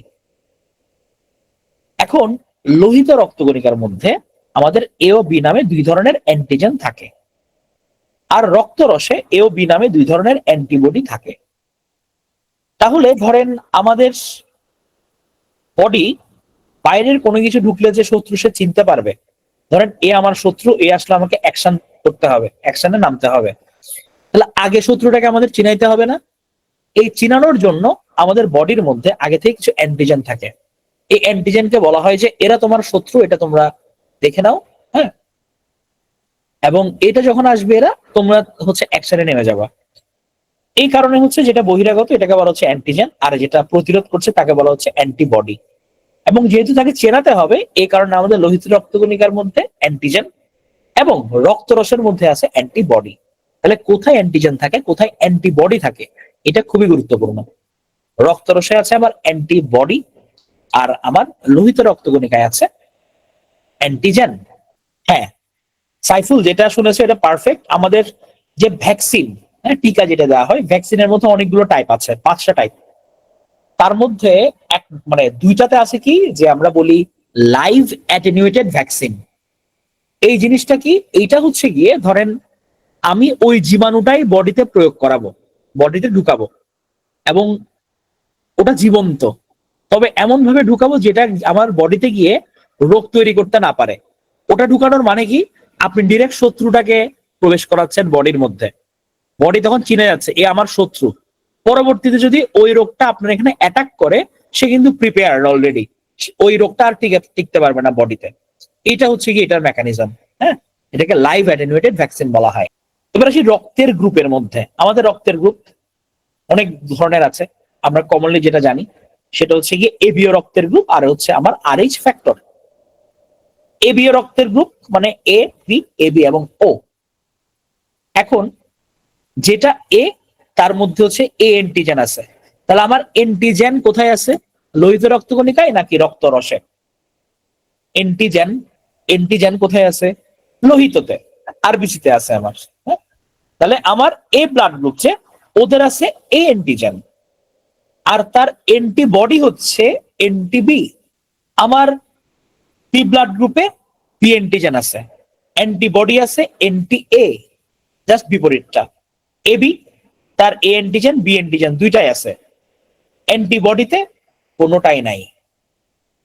ওতে তার কি আছে, তার অ্যান্টিজেন কোনোটাই নাই, বাট এনটি এবং এনটিবি তার দুইটা অ্যান্টিবডি থাকে। এগুলো হচ্ছে আমার রক্তের গ্রুপ। তাহলে এর মধ্যে অ্যান্টিজেন, বি এর মধ্যে বি অ্যান্টিজেন, এ বির মধ্যে এ আর বি দুইটাই আছে, ও এর মধ্যে কোনোটাই নাই। এবং অ্যান্টিজেন যেটা আছে তার বিপরীতটা হচ্ছে অ্যান্টিবডি হিসেবে থাকে। যেমন এর মধ্যে অ্যান্টিজেন আছে, তাহলে তার অ্যান্টিবডি হচ্ছে এনটিবি। বি এর মধ্যে বি অ্যান্টিজেন আছে, তার অ্যান্টিবডি হচ্ছে এনটি এ। এ বির মধ্যে এ আর বি দুইটাই আছে, তাহলে তার অ্যান্টিবডিতে কোনো কিছুই নাই। ও এর মধ্যে কোনো অ্যান্টিজেনই নাই, তাহলে তার দুইটা অ্যান্টিবডি আছে। তাহলে যে কোনো একটা যদি আমরা মনে রাখি, উল্টাটা হচ্ছে আমার ওরকম অ্যান্টিবডি বা অ্যান্টিজেন, মনে থাকবে এটা। আরএইচ ফ্যাক্টর, এখানে আরএইচ পজিটিভ আরএইচ নেগেটিভ, আমরা এ পজিটিভ এ নেগেটিভ যে বলি, এগুলো হচ্ছে আরএইচ ফ্যাক্টর দেখে বলি। তো একটা থিওরিটিক্যাল কথাবার্তা আছে যে যারা আরএইচ পজিটিভ তারা হচ্ছে গিয়ে আরএইচ পজিটিভ এবং আরএইচ নেগেটিভ না, নান যেগুলো ওগুলোতে ব্লাড গ্রুপ কম থাকে না, ব্যাপারটা এরকম না। নানের কাহিনী আসছে যে সামনে। তাহলে আরএইচ পজিটিভ যারা, বলা হয় যে তারা পজিটিভ নেগেটিভ দুইটা গ্রহণ করতে পারে। আর আরএইচ নেগেটিভ যারা, তারা শুধুমাত্র আরএইচ নেগেটিভ ব্লাডই গ্রহণ করতে পারে। তবে এটা থিওরি বেসড কথাবার্তা, প্র্যাকটিক্যাল আমরা এটা দেখি না। প্র্যাকটিক্যালে মানে যে যার ব্লাড গ্রুপ সেই ব্লাড গ্রুপে দিতে হয় আর কি। এখন আসেন অ্যান্টিজেন অ্যান্টিবডি, আমার নাম থাকলে কি হচ্ছে? তাহলে এবি, সে হচ্ছে সার্বজনীন গ্রহিতা। এবির মধ্যে অ্যান্টিজেনের কি অবস্থা ছিল বলেন তো? এবির মধ্যে কি নান কোনটা ছিল, অ্যান্টিজেন নাকি অ্যান্টিবডি? আমার ছিল অ্যান্টিবডি। তাহলে তার এখানে গার্ড নাই। এখন যদি গার্ড না থাকে, সে সবগুলো গ্রহণ করতে পারতেছে, তার তো কোনো গ্যাঞ্জাম নাই। হ্যাঁ, তাহলে এই কারণে সে সার্বজনীন গ্রহিতা, সবার রক্ত সে নিতে পারে। এটাও থিওরিটিক্যাল। এখন আমি যদি এইটা পরে স্লাইড করে একজন থেকে হচ্ছে তোমার মানে এবি পজিটিভ ব্লাড গ্রুপের রোগীকে এ পজিটিভ রক্ত দিয়ে ফেললাম, তখন কিন্তু বডি রিয়াকশন করবে। এগুলো থিওরিটিক্যাল কথাবার্তা। এরপর আসে হচ্ছে আমার সার্বজনীন দাতা, সে হচ্ছে ও, সে দিতে পারে। কারণ কি, তার হচ্ছে কোনো কি নাই, অ্যান্টিজেন নাই। তাহলে তার বডিতে যে শত্রু যে মনে করবে, এইটা হচ্ছে গিয়ে তার এখানে উপস্থিতি নাই, সে সবার বন্ধু। তাহলে সে যেহেতু সবার বন্ধু, সে সবার রক্তে ঢুকে যেতে পারে। হ্যাঁ, তো এই কারণে তাকে বলা হয় সার্বজনীন দাতা। এটা গুরুত্বপূর্ণ যে সার্বজনীন দাতাকে, সার্বজনীন গ্রহিতাকে। তাহলে আবার ওর মধ্যে ও নেগেটিভ আর একটু সার্বজনীন দাতা। তাহলে সার্বজনীন গ্রহিতা হচ্ছে এবি, সার্বজনীন দাতা হচ্ছে আমার ও। এখন এই যে রক্ত পরিবাহিত হচ্ছে আমাদের এখানে, মূলত রক্ত সংবন্ধনের মধ্যে আছে হচ্ছে আমার হৃৎপিণ্ড আর হচ্ছে রক্তবাহিকা। হৃৎপিণ্ড, হার্ট, একটা হৃৎপিণ্ড থাকে তাই না, একটা পাম্পের মতো মেশিন, কন্টিনিউ সে পাম্প করতেছে, ধুকপুক ধুকপুক ধুকপুক করে পুরো দেহের মধ্যে রক্ত সঞ্চালন সে করতেছে। হৃৎপিণ্ড হচ্ছে 300 গ্রাম হৃৎপিণ্ড, এবং 2600 মিলিয়ন বার একজন সুস্থ মানুষের পুরো জীবদ্দশায় এটা স্পন্দিত হয়। হৃৎপিণ্ডের মধ্যে একটা আবরণ আছে যেটা 2 স্তরের, এটার নাম হচ্ছে পেরিকার্ডিয়াম। পেরিকার্ডিয়ামের বাইরের স্তরকে বলা হয় হচ্ছে প্যারাইটাল, আর ভেতরের স্তরকে বলা হচ্ছে ভিসেরাল। তাহলে বাইরেরটা প্যারাইটাল, ভেতরেরটা ভিসেরাল। তাহলে আবরণীটা মনে রাখবো আমরা। হ্যাঁ, অ্যান্টিজেন নাই মানে হচ্ছে গিয়ে তার অ্যান্টিজেন জিনিসটা কি, এটা হচ্ছে অ্যান্টিজেন থাকলে আমার এটা আইডেন্টিফাই করা যে আমার এরা তোমার শত্রু, এরা বডিতে গেলে হচ্ছে তোমাকে অ্যাটাক করতে হবে। হ্যাঁ, এখন ধরেন থিওরি অনুযায়ী, তাহলে আমি ধরেন হচ্ছে যে কারো কাছে আমি অন্য ব্লাড ঢুকাইলাম, এখন ওই ব্লাডের মধ্যে কিন্তু অ্যান্টিজেন আছে, অ্যান্টিজেন দেখে কিন্তু মনে থাকবে তার যে এরা আমার শত্রু। এখন আপনার ও এর মধ্যে যেহেতু কোনো অ্যান্টিজেন নাই, তাহলে সে শত্রু হিসেবে চিহ্নিত হয় না, সে তখন সবার বন্ধু, কোনো অ্যান্টিজেনই তো নাই। এই কারণে সে যখন অন্যের দেহে প্রবেশ করে তখন তাকে তো ওই বডিটা বন্ধু মনে করতেছে, এই কারণে তাকে আর মাইর দিতে যায় না। হ্যাঁ, এটা হচ্ছে গিয়ে আমার অ্যান্টিজেনের কাহিনী। তো এখান থেকে এগুলো জাস্ট বোঝার জন্য বলা, মূল কথা মনে রাখবেন হচ্ছে আমার দাতা ও গ্রহিতা হচ্ছে এবি, এতটুকু পরীক্ষার জন্য গুরুত্বপূর্ণ। হ্যাঁ, তাহলে এখানে হচ্ছে প্যারাইটাল এবং হচ্ছে আপনার যেটা ভিসেরাল এর কথা বলছিলাম। হ্যাঁ, এখানে স্তর দুটার মাঝখানে পেরিকার্ডিয়াল একটা ফ্লুইড থাকে, তরল থাকে, যে তরলটা হচ্ছে হৃৎপিণ্ডকে সংকোচনে সাহায্য করে, সংকোচন করতে সে সাহায্য করবে। না, নেগেটিভ ব্লাডে হচ্ছে কম থাকে, ব্যাপারটা এরকম না। তো হৃৎপিণ্ডের যে চারটা প্রকোষ্ঠ 4 জনের জন্য। হ্যাঁ, তো অলিন্দয়ে 2টা আর নিলয়ে থাকে 2টা। হ্যাঁ, না এটা গ্রুপের উপর হচ্ছে ইমিউনিটির কোনো ইফেক্ট পড়ে, ব্যাপারটা এরকম না। হ্যাঁ, সবগুলো একই, কোনো সমস্যা নেই। ইমিউনিটি আপনি কিভাবে রিয়েক্ট করছেন, কিভাবে হেলদি লাইফস্টাইল লিড করতেছেন, এইটা থাকে, এটার উপর ডিপেন্ড করে। হ্যাঁ, 4 জনের জন্য। তাহলে আমার অলিন্দ 2টা, নিলয় হচ্ছে 2টা। এখন আমার অলিন্দ নিলয় এদের মাঝখানে, এদের মধ্যে আবার প্রাচীর আছে। নিলয়ের প্রাচীর হচ্ছে পুরু। হ্যাঁ, এবং এদের মাঝখানে হচ্ছে গিয়ে আবার কিছু বাল্ব থাকে, এগুলো হচ্ছে বাল্ব। হ্যাঁ, বাল্ব গুলো ধরেন হচ্ছে খুলে বন্ধ হয়।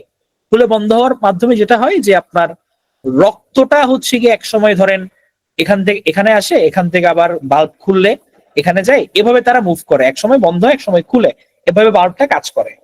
তাহলে আমার ডান অলিন্দ, ডান নিলয়, এটার মাঝখানে থাকে ট্রাই ক্যাপসিড একটা বাল্ব, ট্রাই মানে 3।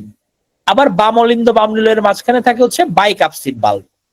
আর মহাধমনীয় ফুসফুসের মধ্যে থাকে হচ্ছে অর্ধচন্দ্রাকৃতির কবাটিকা। হ্যাঁ, তাহলে আমাদের এখানে বাল্ব আছে 4টা, আর প্রকোষ্ঠ আছে হচ্ছে আমাদের 4টা। এখন এই যে হৃৎপিণ্ডের প্রকোষ্ঠগুলো, এগুলো সংকুচিত হয়, প্রসারিত হয়। যখন সংকুচিত হয় এটাকে বলা হয় সিস্টোল, যখন প্রসারিত হয় এটাকে বলা হয় ডায়াস্টোল।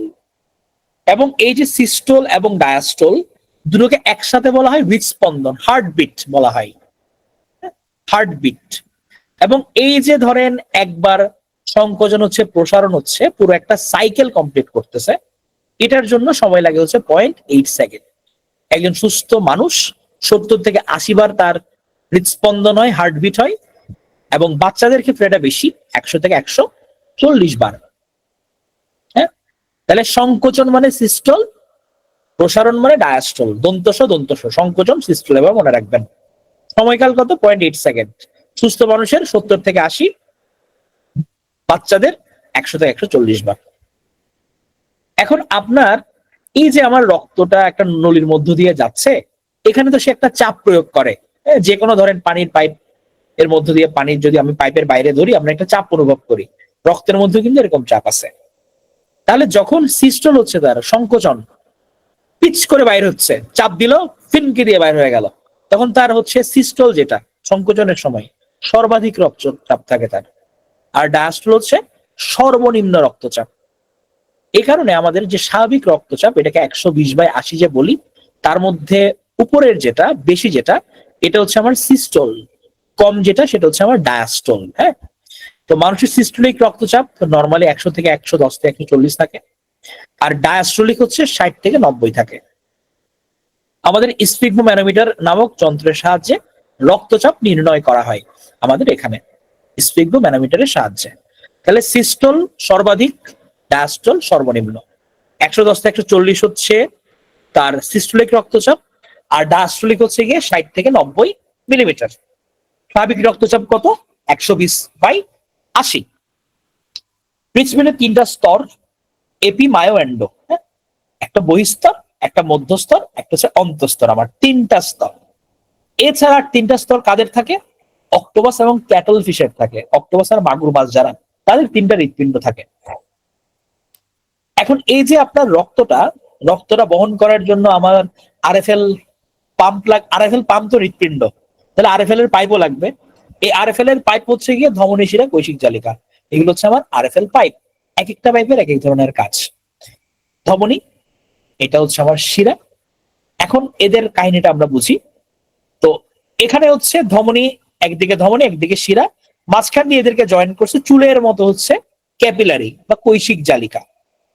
ধমনী, শিরা কোনটা কি কাজ করে? খুবই খুবই গুরুত্বপূর্ণ।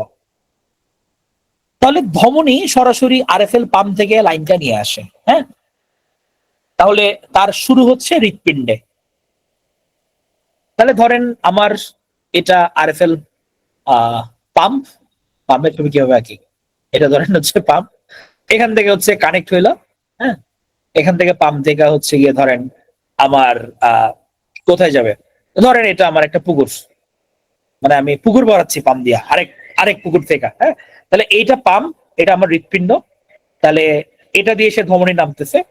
এই জায়গায় ধরেন হচ্ছে গিয়ে আমার আরেকটা জয়েন্ট আছে। হ্যাঁ, এটা হচ্ছে আমার কৈশিক জালিকা। তাহলে ধমনী আসছে কোথায়? হৃৎপিণ্ড থেকে কৈশিক জালিকাতে সে আসতেছে। রক্তের ধরনটা কি? যেহেতু এটা সে পাম্প থেকে আসতেছে, পাম্পে তো স্পিড বেশি। হ্যাঁ, তাহলে সে তার একদমই উচ্চ চাপ, হ্যাঁ, প্রচুর প্রেসার দিয়ে সে আসতেছে রক্তটা। এবং এরা কি ধরনের রক্ত বহন করতেছে? অক্সিজেন যুক্ত রক্ত বহন করতেছে। এখন এখান থেকে যেহেতু খুব স্পিডে আসে, তাহলে আপনার পাইপের যদি গাটা শক্ত না হয়, তাহলে সেই ক্ষেত্রে কিন্তু পাইপ ফেটে যাবে। তাহলে এই কারণে এদের প্রাচীর হচ্ছে পুরু, শক্ত এবং স্থিতিস্থাপক। তবে এদের গহ্বরটা কি ছোট, হ্যাঁ, ছোট সাইজের, অত মোটা না, এবং এদের মধ্যে কোনো কপাটিকা থাকে না। শিরা কি? শিরা হচ্ছে গিয়ে আমার উল্টোটা। এটা শুরু হয় আমার কৈশিক জালিকা থেকে।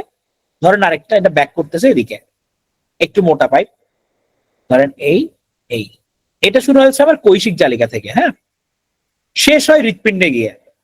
এটা রক্ত ধরনটা কি? এটা আবার নিম্নচাপ। এদের প্রাচীর হচ্ছে যেহেতু আস্তে আস্তে ব্লাড আসতেছে, এটা আবার শক্ত করার দরকার নাই, খরচ বেড়ে যাবে। এই কারণে এটা পাতলা, নরম এবং স্থিতিস্থাপক না। এবং এটার গহ্বরটা আবার মোটা, বড়। এবং এটা যেহেতু আস্তে আসতেছে, এটার মধ্যে আবার একটা কপাটিকা থাকে। এখন ব্যতিক্রম আছে। হ্যাঁ, আপনার পালমোনারি ধমনী হচ্ছে আবার অক্সিজেন যুক্ত রক্ত পরিবহন করে, আর হচ্ছে গিয়ে আমার কার্বন ডাই যুক্ত রক্ত বহন করে হচ্ছে পালমোনারি শিরা। এই জিনিসটা হচ্ছে মনে রাখতে হবে ভালো করে।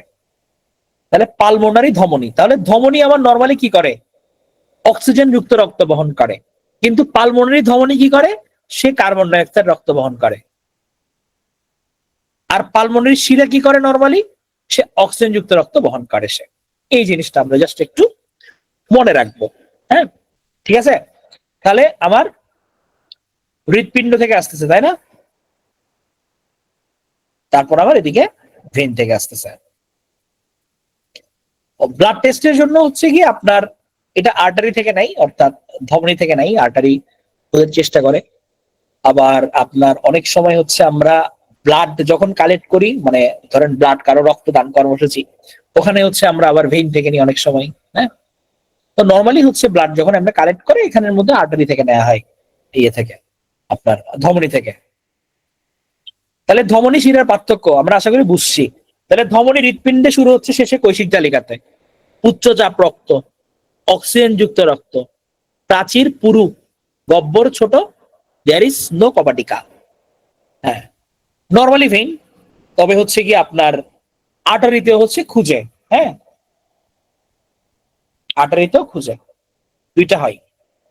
মানে ভেইন হচ্ছে মোস্ট কমনলি, একদম ভেইন মোস্ট কমনলি। হ্যাঁ, স্কেলের কাজ হচ্ছে ভেইন থাকে, ভেইন মোস্ট কমনলি আমরা যেমন মিডিয়ান কিউবিটাল ভেইন বলি, যে রক্তের কথা বললাম, রক্তদান কর্মসূচির কথা, ওখানে আমরা মিডিয়ান কিউবিটাল ভেইন থেকে খুঁজি। আবার হচ্ছে কি আপনার ইয়ে থেকে হচ্ছে কি বলে ইয়ের সময়, ওখানে হচ্ছে পিক করা হয়। যদি অনেক সময় না পাওয়া যায় তখন হচ্ছে একটু ডিপলি ইয়ে করে, নর্মালি এমনি ভেইন। ঠিক আছে আসান যেটা বললেন, এটা হচ্ছে আমার ধমনী শিরার মধ্যে পার্থক্য।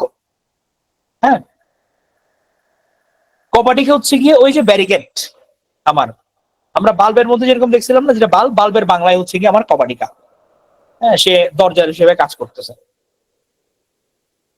এখন আসি আমরা কোলেস্টেরলের মধ্যে, ভালো খারাপ এটা আমরা কতদিন পড়ছি। এইচডিএল আমার ভালো, এলডিএল হচ্ছে আমার খারাপ।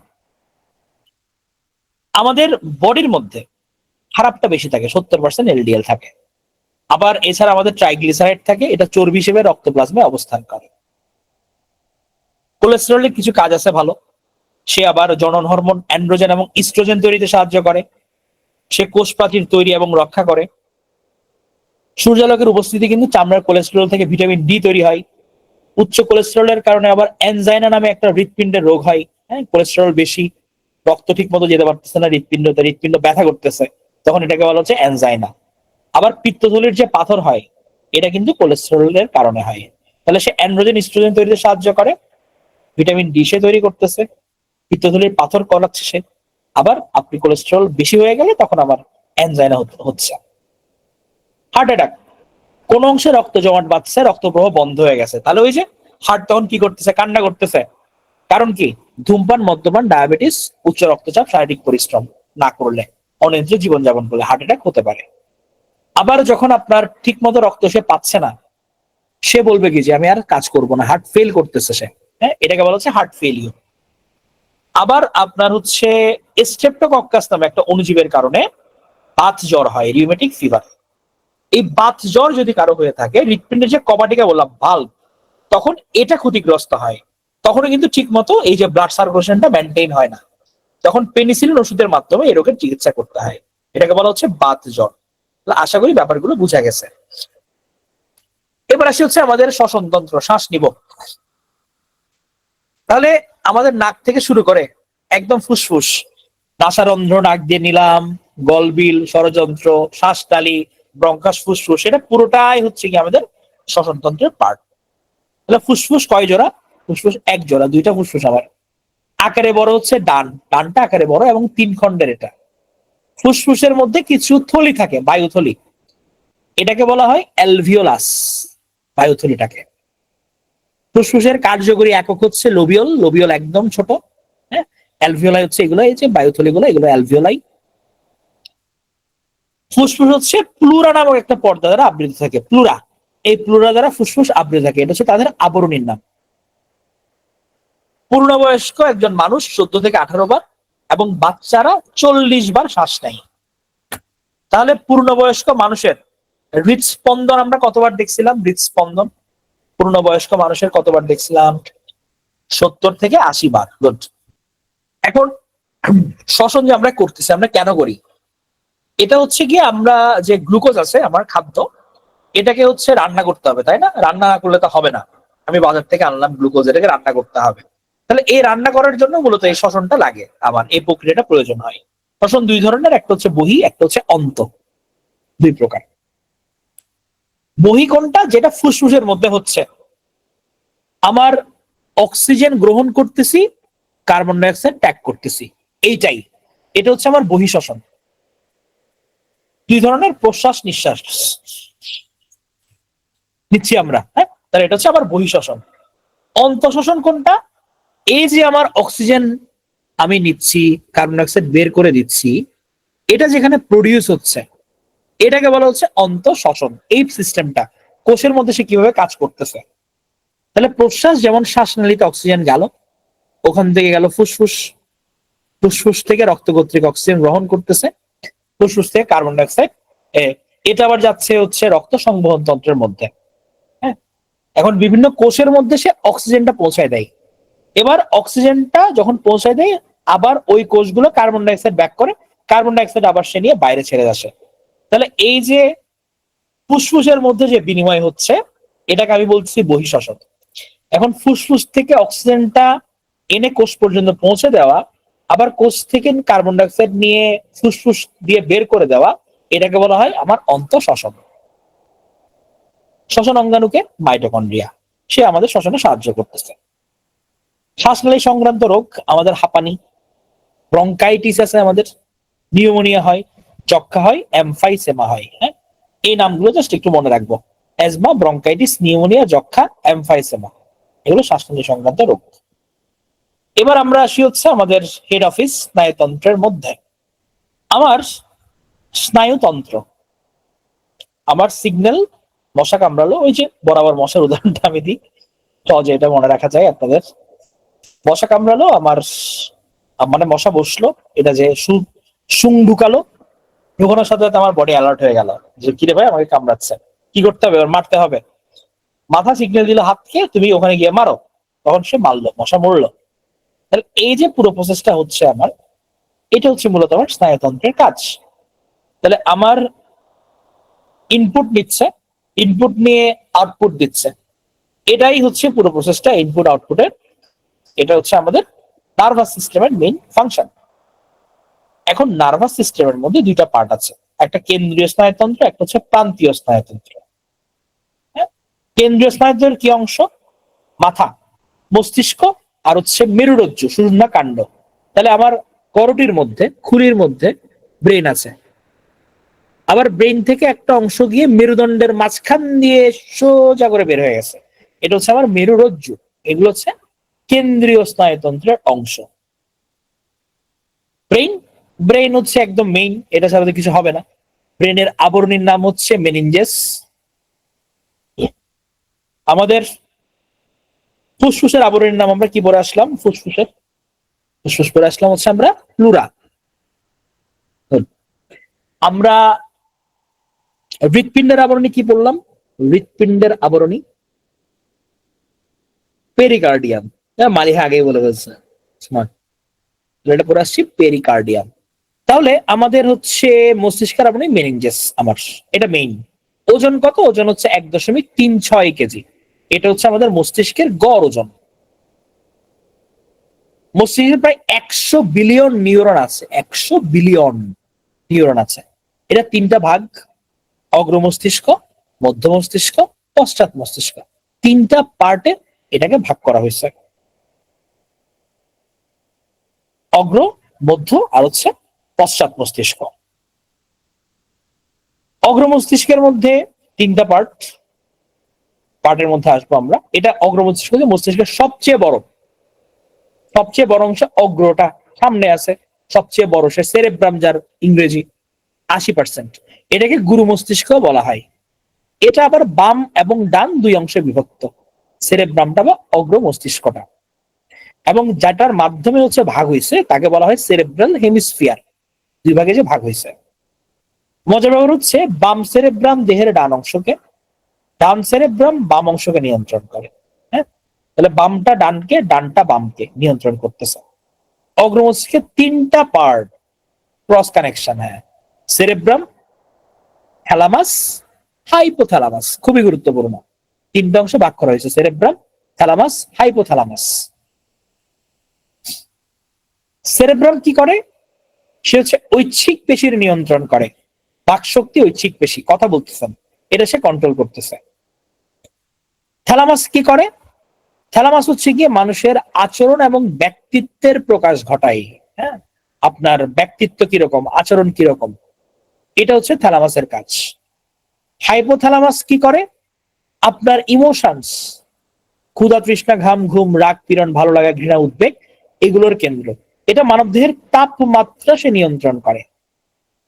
তাহলে সেরেব্রাম কথা বলা, বাকশক্তি, ঐচ্ছিক পেশির নিয়ন্ত্রণ। থ্যালামাস আচরণ, ব্যক্তিত্বের প্রকাশ ঘটানো। হাইপোথ্যালামাস মানবদেহের তাপমাত্রা, রক্তচাপ নিয়ন্ত্রণ, অন্তঃক্ষরা গ্রন্থির ক্ষরণ নিয়ন্ত্রণ, এগুলো তারা করতেছে। তাহলে সেরেব্রাম, থ্যালামাস, হাইপোথ্যালামাস, এই তিন ধরনের ফাংশন করে। এবার আসে মধ্য মস্তিষ্ক। এদের কাজ হচ্ছে মূলত ব্যালেন্স করা, ভারসাম্য রক্ষা করা, সমন্বয় সাধন করা। এছাড়া ওরা দর্শন এবং শ্রবণে সাহায্য করে, মধ্য মস্তিষ্কটা।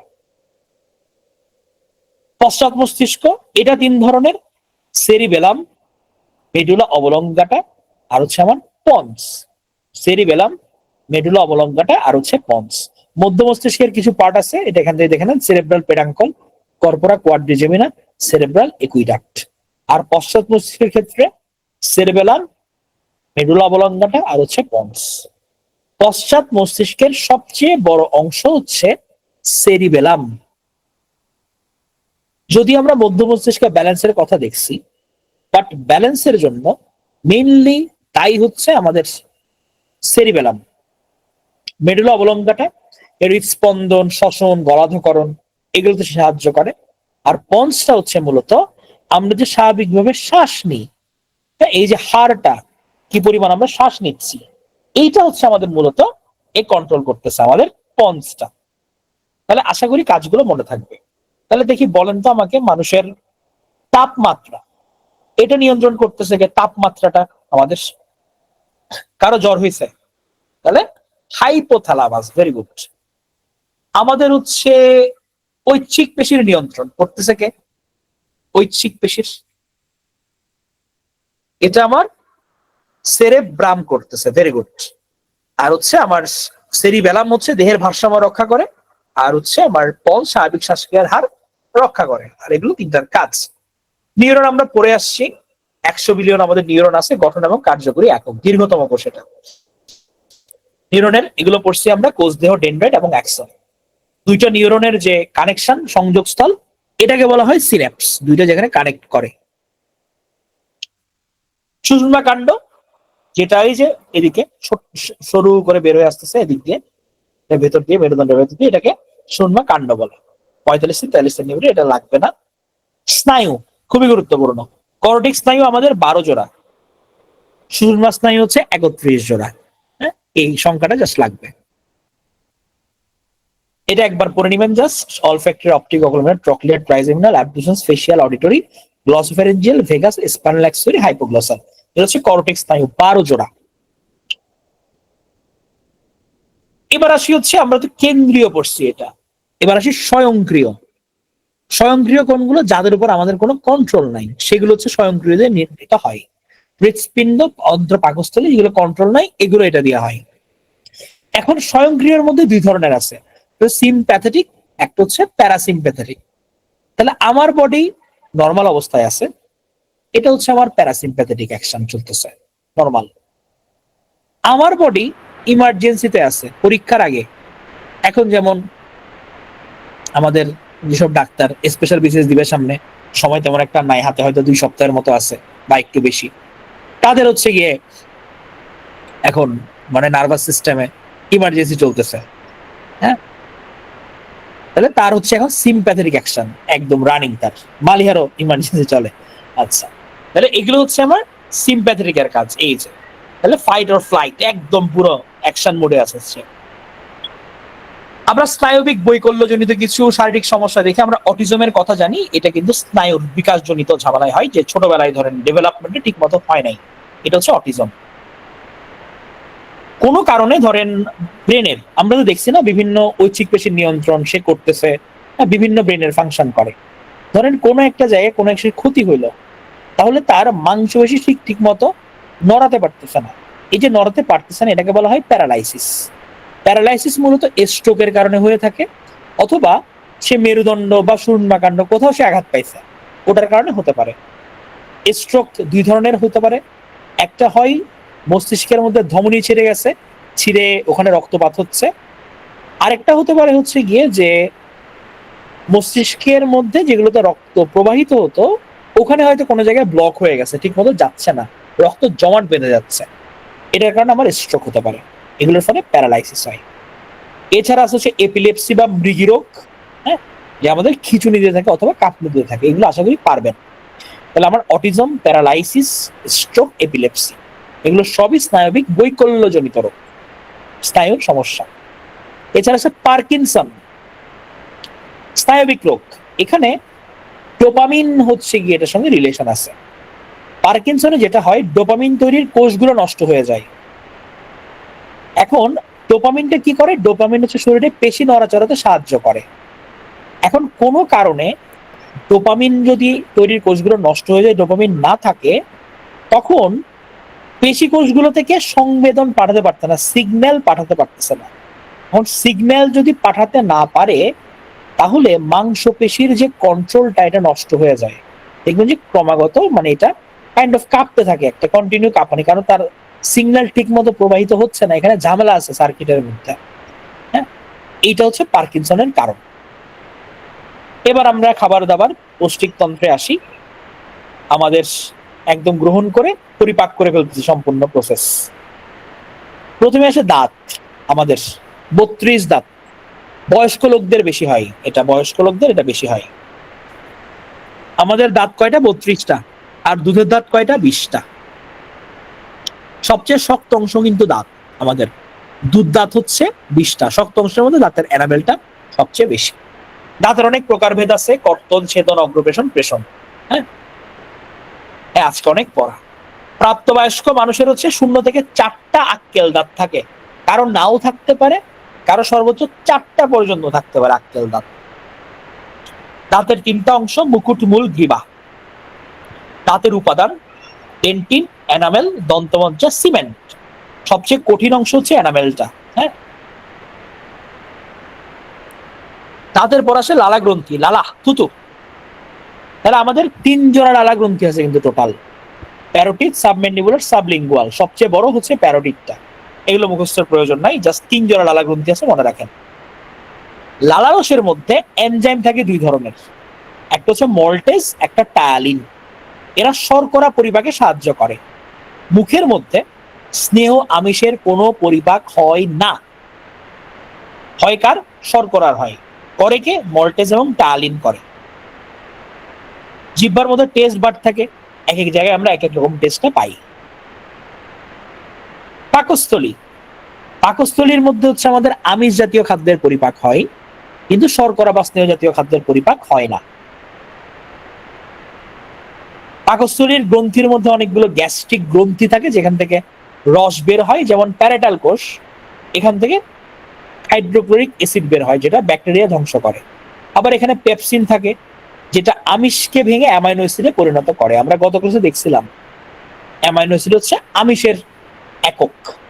তাহলে হচ্ছে আমিষ জাতীয় খাদ্য পরিপাকের ফলে অ্যামাইনো অ্যাসিড এবং পেপটাইড উৎপন্ন হয়। আমিষ যখন ভেঙে যায়, তখন এই অ্যামাইনো অ্যাসিড এবং পেপটাইডে পরিণত হয়। যেমন বাচ্চাদের পেটের মধ্যে রেনিন থাকে। রেনিন থাকলে যেটা হয়, পাকস্থলীতে দুধ জমাট বাঁধে। হ্যাঁ, দুধটা থাকে।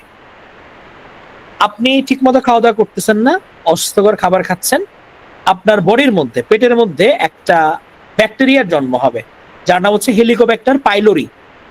এটার কারণে কিন্তু আমাদের গ্যাস্ট্রিক হয়, আলসার হয়। আমাদের হচ্ছে ক্ষুদ্রান্ত প্রকারভেদ, এটা লাগবে, মানে কোনটা কি মধ্যে আছে। ডিওডিনাম, জেজুনাম, ইলিয়াম, এই 3টা বেলা হচ্ছে আমাদের ক্ষুদ্রান্ত, দৈর্ঘ্য 6 থেকে 7 মিটার।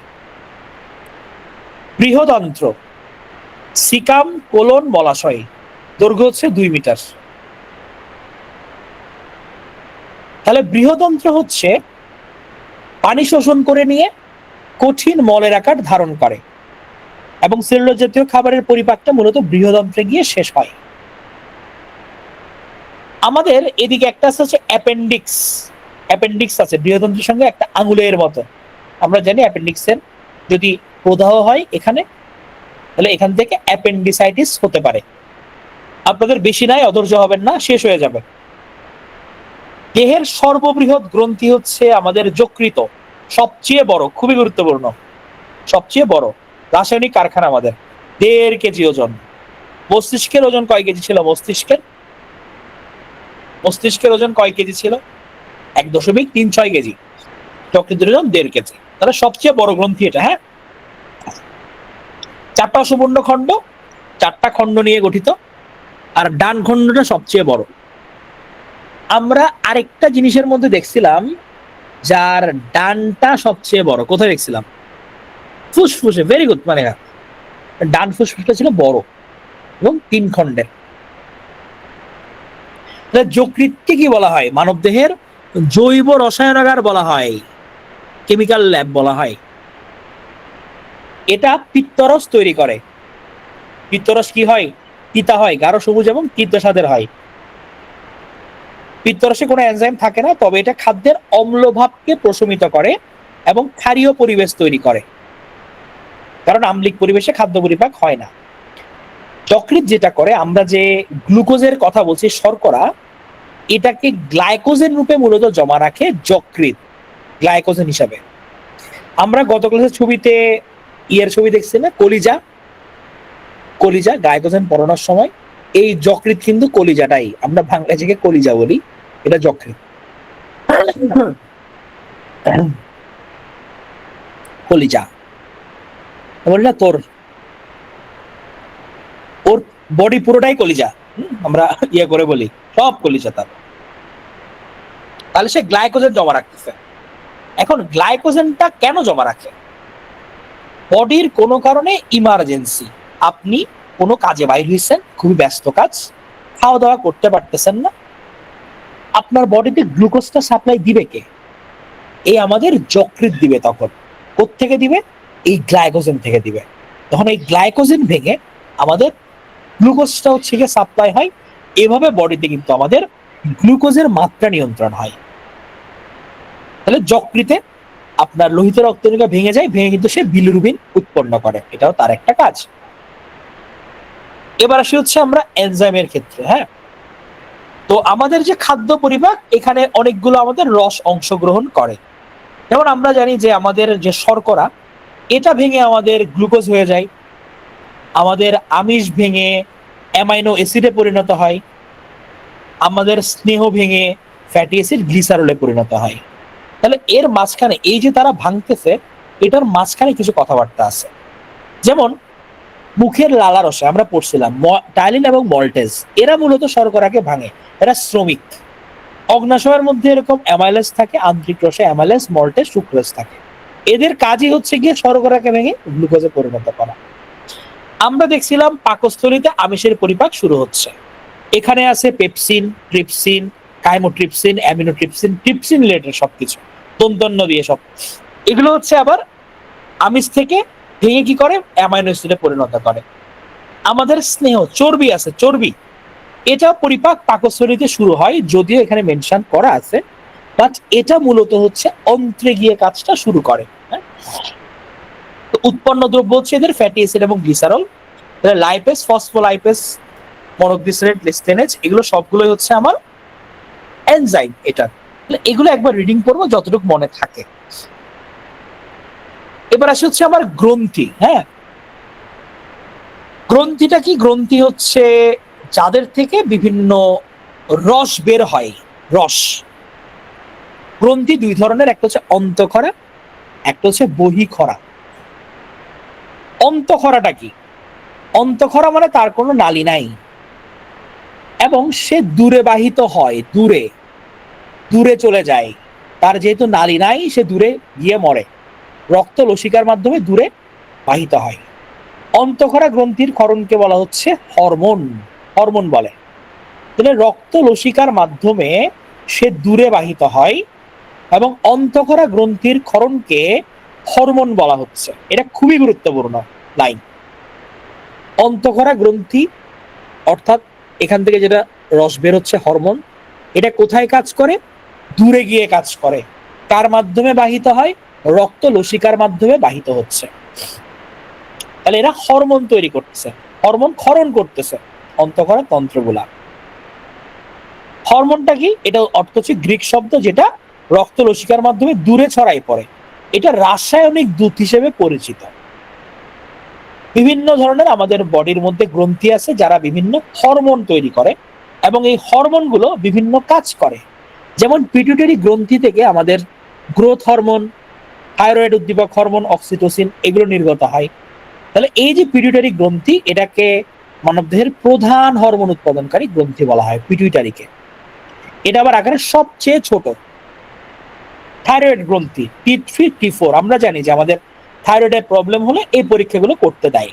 তাহলে থাইরয়েডটা মূলত কি করে, বা থাইরয়েড গ্রন্থি থেকে নিঃসৃত হরমোনগুলো কি করে? এরা রক্তে ক্যালসিয়ামের মাত্রাটা নিয়ন্ত্রণ করে, দেহের স্বাভাবিক যে বৃদ্ধি হওয়া, হজম হওয়া, এগুলো সে কন্ট্রোল করে। আরেকটা আমাদের গ্রন্থি আছে যেটা হচ্ছে অ্যাড্রেনাল গ্রন্থি, তারা হরমোন ক্ষরণ করে হচ্ছে অ্যাড্রেনালিন। অ্যাড্রেনালিন এরা কি করে? এরা হচ্ছে আমাদের মানসিক এবং শারীরিক চাপ নিয়ন্ত্রণ করে। বিপদ বা আপদকালীন হরমোন বলা হয় এদেরকে। আমরা অনেক সময় কি বলি যে অ্যাড্রেনালিন রাশ বলি, হ্যাঁ, যে ধরেন কোনো কিছু হচ্ছে আমাদের বডির মধ্যে, তখন উত্তেজনার সময় এরকম দেখবেন যে দরদর করে ঘাম পড়তেছে, শরীর গরম হয়ে যাচ্ছে, হ্যাঁ, এটা কিন্তু অ্যাড্রেনালিনের প্রভাব।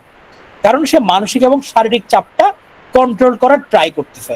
এটা বিপদ বা আপদকালীন হরমোন বলা হয়, কারণ এটা ওই সময় গিয়ে আবার নির্গত হচ্ছে অ্যাড্রেনালিনটা। পিটুইটারি, ছোট বাটাকে বড় ধামাকা। গলগণ্ড, গলগণ্ড হচ্ছে এটা একটা রোগ, যখন আবার থাইরয়েড গ্রন্থিটা বড় হয়ে যায়, এটাকে গলগণ্ড বলা হয়। এবার আসে আইলেটস অফ ল্যাঙ্গারহ্যান্স, খুবই গুরুত্বপূর্ণ।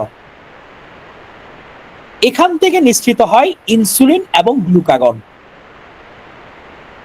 এরা রক্তে গ্লুকোজের মাত্রা নিয়ন্ত্রণ করে, শর্করা বিপাকে সাহায্য করে। হ্যাঁ, ইনসুলিন গ্লুকোজের পরিমাণ কমায়, গ্লুকাগন হচ্ছে গ্লুকোজের পরিমাণ বাড়ায়। ইনসুলিন কি করতেছে? কমাচ্ছে, গ্লুকাগন বাড়াচ্ছে। টেস্টোস্টেরন শুক্রাণু উৎপাদন করে। ইস্ট্রোজেন, প্রোজেস্টেরন এগুলো মেয়েদের হরমোন, এরা মেয়েদের যৌন লক্ষণ প্রকাশ, পিরিয়ড নিয়ন্ত্রণ, জরায়ু, অমরা, ভ্রূণ ইত্যাদি বৃদ্ধি নিয়ন্ত্রণ করে। তাহলে এটা খুব গুরুত্বপূর্ণ এগুলো, ঠিক আছে? তাহলে পিটুইটারি প্রধান হরমোন গ্রন্থি, আর হচ্ছে আকারে সবচেয়ে ছোট। থাইরয়েড কি করতেছে? রক্তে ক্যালসিয়ামের মাত্রা নিয়ন্ত্রণ, স্বাভাবিক বৃদ্ধি নিয়ন্ত্রণ। মানসিক শারীরিক চাপ বিপদে কোনটা নিঃসৃত হচ্ছে? অ্যাড্রেনালিন। আইলেটস অফ ল্যাঙ্গারহ্যান্সে কি আছে? ইনসুলিন, গ্লুকাগন আছে। গ্লুকোজ কমাচ্ছে কে? ইনসুলিন। গ্লুকোজ বাড়াচ্ছে কে? গ্লুকাগন। বহিঃখরা গ্রন্থি, এরা হচ্ছে আবার কাছে যায় ভাই, কাছে, অদূরে বহন করে। এখান থেকে নিশ্চিত হচ্ছে আমার এনজাইম, হ্যাঁ, যকৃৎ, অগ্নাশয়, লালা গ্রন্থি, অশ্রু গ্রন্থি, গর্ভ গ্রন্থি, স্তন গ্রন্থি, ল্যাক্রিমাল গ্রন্থি, এগুলো সবগুলোই হচ্ছে আমার বহিঃখরা গ্রন্থি। এই বহিঃখরা গ্রন্থির মধ্যে যকৃৎ, অগ্নাশয় এরা আবার মিশ্র গ্রন্থি, মানে দুইটাই, অন্তঃখরা বহিঃখরা দুইটাই তাদের থাকে। তারা হরমোন এনজাইম দুইটাই তারা ক্ষরণ করে। এই লাইনটা গুরুত্বপূর্ণ। তাহলে এই হচ্ছে আমাদের অগ্নাশয়। গ্লুকাগন, ইনসুলিন হরমোন সে নিশ্চিত করতেছে, পড়ে আসছি। এগুলো জানেন। আইলেটস অফ ল্যাঙ্গারহ্যান্সের কথা বলছিলাম যে এখানে 4 ধরনের কোষ থাকে, আলফা, বিটা, ডেল্টা, পিপি কোষ, হ্যাঁ, প্যানক্রিয়াটিক পলিপেপটাইড। তাহলে আলফা গ্লুকাগন ক্ষরণ করতেছে, বিটা ইনসুলিন ক্ষরণ করতেছে, ডেল্টা সোমাটোস্ট্যাটিন হরমোন নিঃসরণ করে। তাহলে এদের কাজ কি? আলফা কোষ গ্লুকাগন, বিটা কোষ ইনসুলিন, সোমাটোস্ট্যাটিন। তাহলে গ্লুকাগন আমার গ্লুকোজ কি করতেছে? বাড়াচ্ছে না কমাচ্ছে? গ্লুকাগন গ্লুকোজ বাড়ায় নাকি কমায়? গ্লুকাগন বাড়ায়, আর ইনসুলিন হচ্ছে আমার কমাচ্ছে। তাহলে এটা যাতে মনে থাকে। তাহলে ইনসুলিন রক্তে গ্লুকোজের মাত্রা হ্রাস করে, হ্রাস করে ডায়াবেটিসে কন্ট্রোল করে। গ্লুকোজের মাত্রা যদি কমে যায় তখন তাকে বলা হয় হাইপোগ্লাইসেমিয়া, আর বেড়ে গেলে তাকে বলা হয় হাইপারগ্লাইসেমিয়া। তাহলে আমাদের বডির মধ্যে ইনসুলিনটা থাকে নরমালি। এখন যাদের কোনো কারণে ইনসুলিনটা প্রোডাকশন হয় না, তখন তাদেরকে বাইরে থেকে ইনসুলিন নিতে হয়। ইনসুলিন নিয়ে তখন তারা গ্লুকোজটা কন্ট্রোল করে। এই কারণে দেখবেন যে কিছু রোগীর ক্ষেত্রে ইনসুলিনটা নিতে হয় তার ডায়াবেটিসে।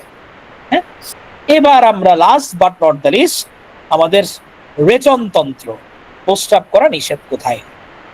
তাহলে আমার এই যে আমরা এত কাহিনী করলাম, আমরা খাচ্ছি যাচ্ছি না, গ্লুকাগন হচ্ছে গিয়ে এটা ঝামেলা হয় না, নরমালি ঝামেলা হচ্ছে ওইটাতে, মানে ইনসুলিন দিয়ে কাভার আপ হয়ে যায় আর কি, কন্ট্রোল থাকে। তো এই যে আমরা খাবার দাবার খাইলাম, ময়লা টয়লা জমলো, এখন বডি থেকে তো বের করে দিতে হয়, এটাকে বলা হচ্ছে রেচন।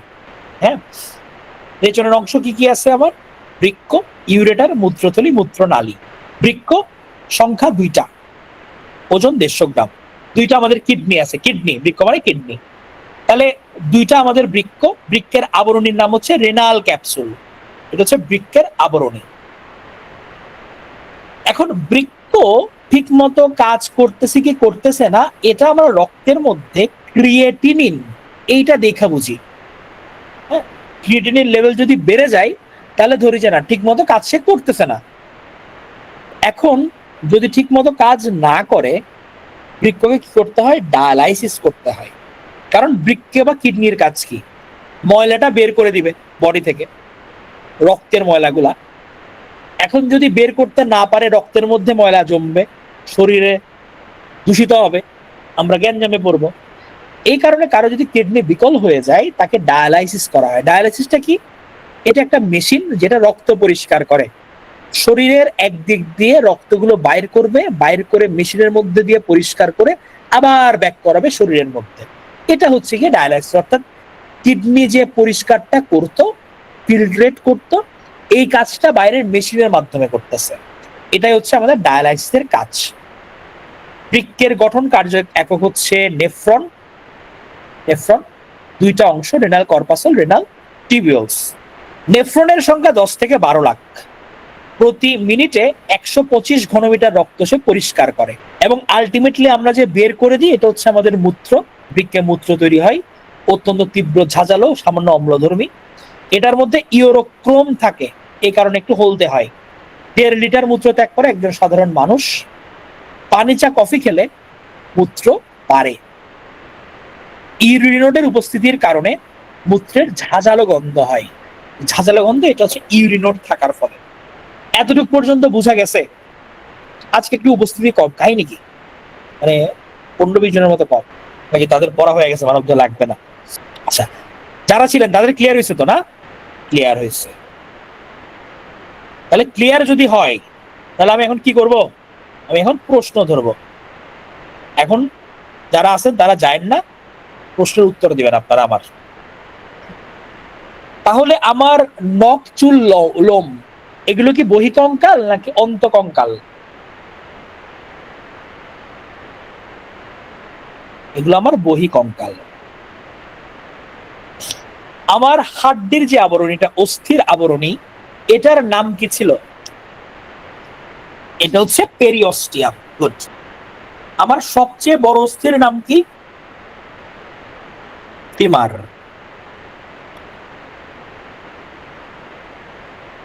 আমার মেরুদণ্ডের হাড় কয়টা? মেরুদণ্ডের হাড়, আচ্ছা আমি বলি, 26, 27, 29 বলেন। 26টা। ভেরি গুড, অপশন লাগে না, চমৎকার। আমার তরুণাস্থির কোষকে কি বলে? অস্টিওসাইট নাকি কন্ড্রিওসাইট? কন্ড্রিওসাইট। পেশি আর অস্থির মধ্যে সংযোগ স্থাপন করে কে? টেন্ডন নাকি লিগামেন্ট? লিগামেন্ট যে বলছে, মাথা ফাটাই ফেলবো কিন্তু আমি। লিগামেন্ট হচ্ছে গিয়ে বনে বনে লাগালাগি। তাহলে অস্থির সাথে অস্থি হলে লিগামেন্ট। যখন পেশি আর অস্থি বলবো তখন হচ্ছে টেন্ডন। এটা যাতে ভুল না হয়, ঠিক আছে? আমার পূর্ণ সচল কোন অস্থি সন্ধিগুলা? তন্তুময়, তরুণাস্থিময় নাকি সাইনোভিয়াল?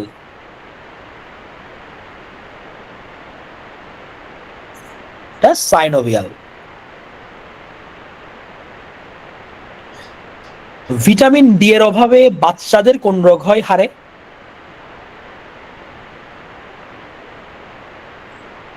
রিকেটস হয়।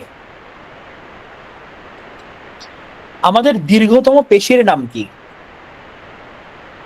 কার্টোরিয়াস, স্টেপিডিয়াস নাকি সার্টোরিয়াস? সার্টোরিয়াস। এগুলো যাতে ভুল না হয়। হ্যাঁ,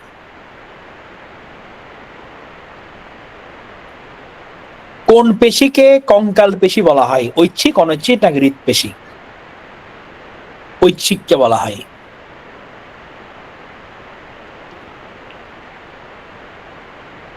রক্তরস বা প্লাজমা কত পার্সেন্ট থাকে? 55। দ্বি অবতল সাইজ কোনটার? শ্বেত রক্তকণিকার নাকি অনুচক্রিকার? এই যে আরামসে ডাব্লিউবিসি লিখছে জনগণ। আমি তো অপশনই দিই নাই, এটা তো আরবিসি, লোহিত রক্তকণিকার। তো মনে রাখতে হবে, ভুল যাতে না হয়। হিমোগ্লোবিন কোথায় থাকে? কোনটাতে হিমোগ্লোবিন? আরবিসিতে থাকে। আমার হিমোগ্লোবিনের মধ্যে গ্লোবিনের পরিমাণ কত পার্সেন্ট? গ্লোবিন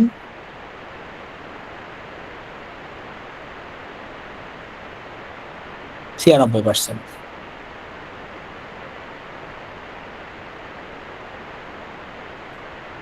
দেহের পুলিশম্যান কোনটাকে বলা হয়? দেহের পুলিশম্যান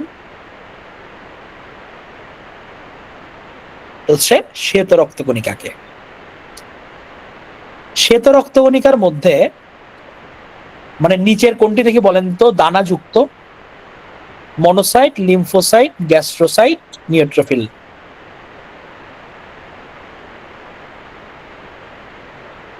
ফিল, যে ফিল আছে সে দানাযুক্ত। আমার অ্যান্টিবডি তৈরি করে কে? অ্যান্টিবডি লোহিত রক্তকণিকা তৈরি করে, ডাব্লিউবিসি। তার মধ্যে স্পেসিফিক্যালি তৈরি করে হচ্ছে বি লিম্ফোসাইট। বি লিম্ফোসাইট সবচেয়ে ক্ষুদ্রতম রক্তকণিকা কোনটা? অনুচক্রিকা। আমার অ্যান্টিবডি নায়িকার অ্যান্টিবডি কোন ব্লাড গ্রুপে নাই? এবি, এবি নাকি ও? এবির মধ্যে কোনো অ্যান্টিবডি নাই।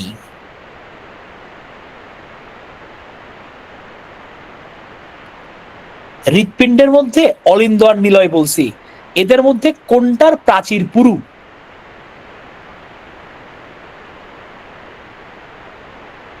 নিলয়, নিলয়ের প্রাচীর পুরু। নিলয় ব্রো। আমার সর্বাধিক রক্তচাপ কোনটার? সিস্টোল নাকি ডায়াস্টোলের? সর্বাধিক এটা হচ্ছে সিস্টোল। হাই হাই, অনেকে ডায়াস্টোল লিখছে, হাই রে। সিস্টোল বলছিলাম কি? সংকোচন।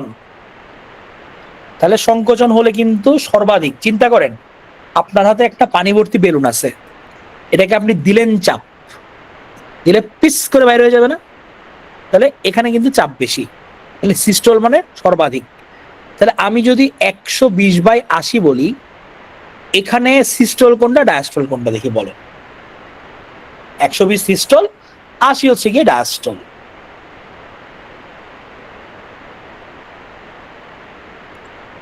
আমার অক্সিজেনযুক্ত রক্ত বহন করে নিচের কে?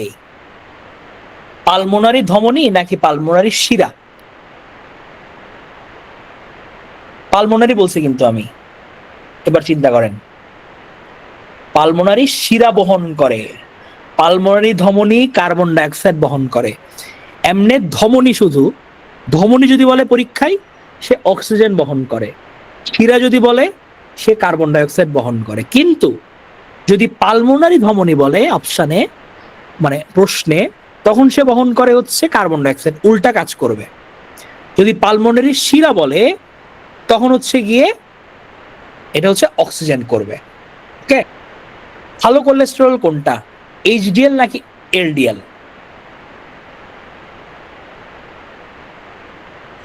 আমাদের দেহে কোনটা বেশি থাকে? এইচডিএল নাকি এলডিএল? দেহে থাকে হচ্ছে এইচডিএল। 70%। গুড। আমাদের বডিতে ভিটামিন ডি তৈরিতে কার ভূমিকা আছে? কোলেস্টেরলের ভূমিকা আছে। গুড। আমাদের কোষের মধ্যে যে ধরেন, আচ্ছা এটা এমনি জাস্ট ফাংশন থেকে বলছি, হ্যাঁ, আমাদের ভিটামিন ডি তৈরিতে কার ভূমিকা আছে? এটা কোলেস্টেরলের ভূমিকা আছে।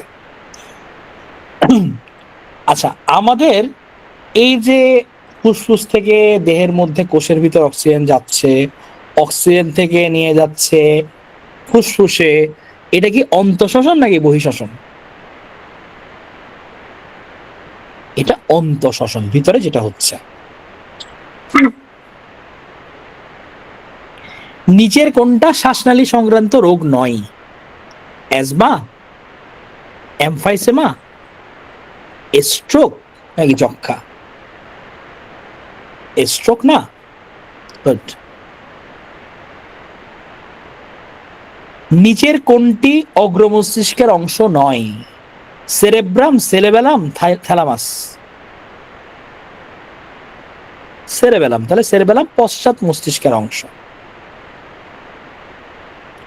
মস্তিষ্কের সবচেয়ে বড় অংশ কোনটা?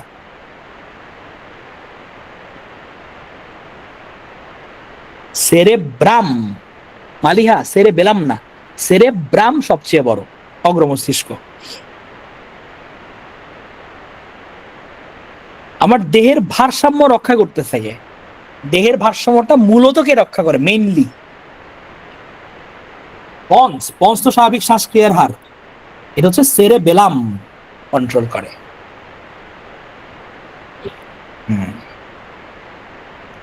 আমাদের নিউরন কি পরিমাণ থাকে মস্তিষ্কে? নিউরন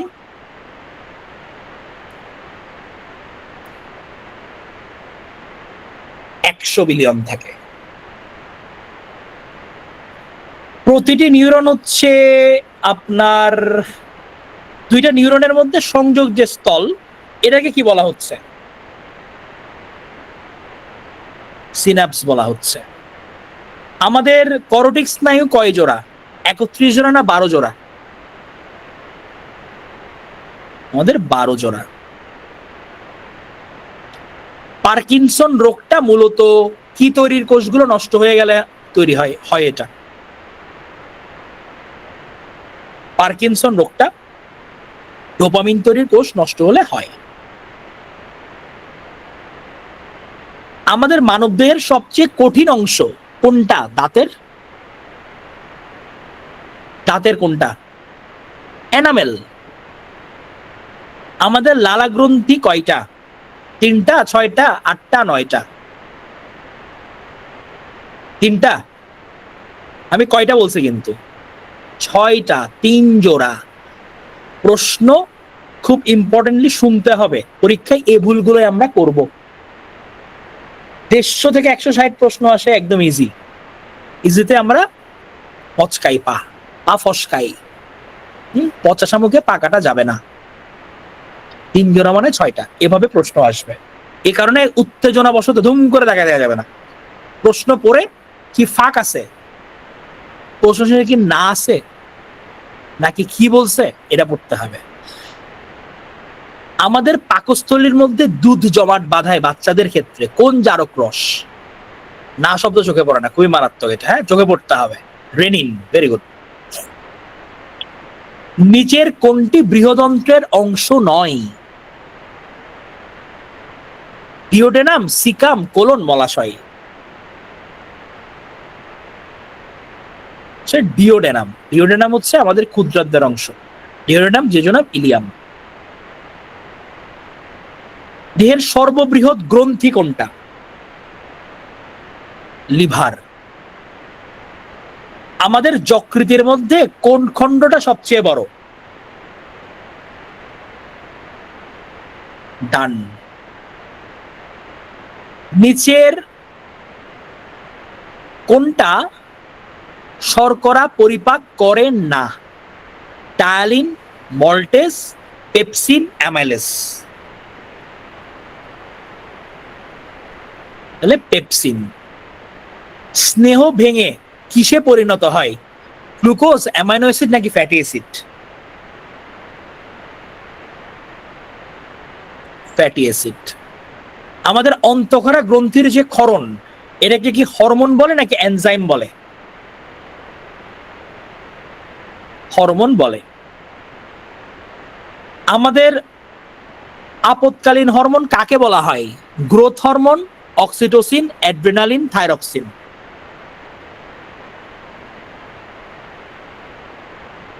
আমাদের রক্তে গ্লুকোজের পরিমাণ বাড়ায় কে? Insulin, glucagon, testosterone, oestrogen? Glucagon. কোন কোষ হতে ইনসুলিন খরিত হয়? আলফা, বিটা নাকি ডেল্টা? আমাদের দেহের প্রধান রেচন অঙ্গ কোনটা? দেহের প্রধান রেচন অঙ্গ বৃক্ক বা কিডনি। আমাদের বৃক্ক কয়টা বডিতে? 2টা। তাহলে রক্তের মধ্যে কি দেখে আমরা বুঝতে পারি কিডনিতে কোনো ঝামেলা হয়েছে? রোগ নির্ণায়ক নির্দেশক মূলত কোনটা? ক্রিয়েটিনিন। আমাদের বৃক্কের গঠন এবং কাজের একক কাকে বলা হয়?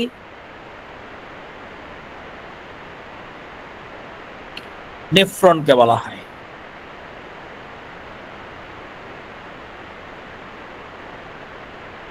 আমাদের বৃক্কের কালার যে হলুদ হয় এটার জন্য দায়ী কে?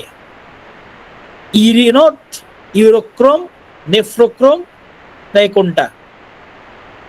ইউরোক্রোম, এটা হচ্ছে দায়ী। Very good. তাহলে আমাদের বায়োলজি সেকেন্ড টাইম রিভিশনও হয়ে গেল। যারা করছেন পারা যাবে কিনা, আমি কি আশা করতে পারি 5-এর মধ্যে অ্যাটলিস্ট 3-4 আসবে যদি ঠিকঠাক মতো হয়?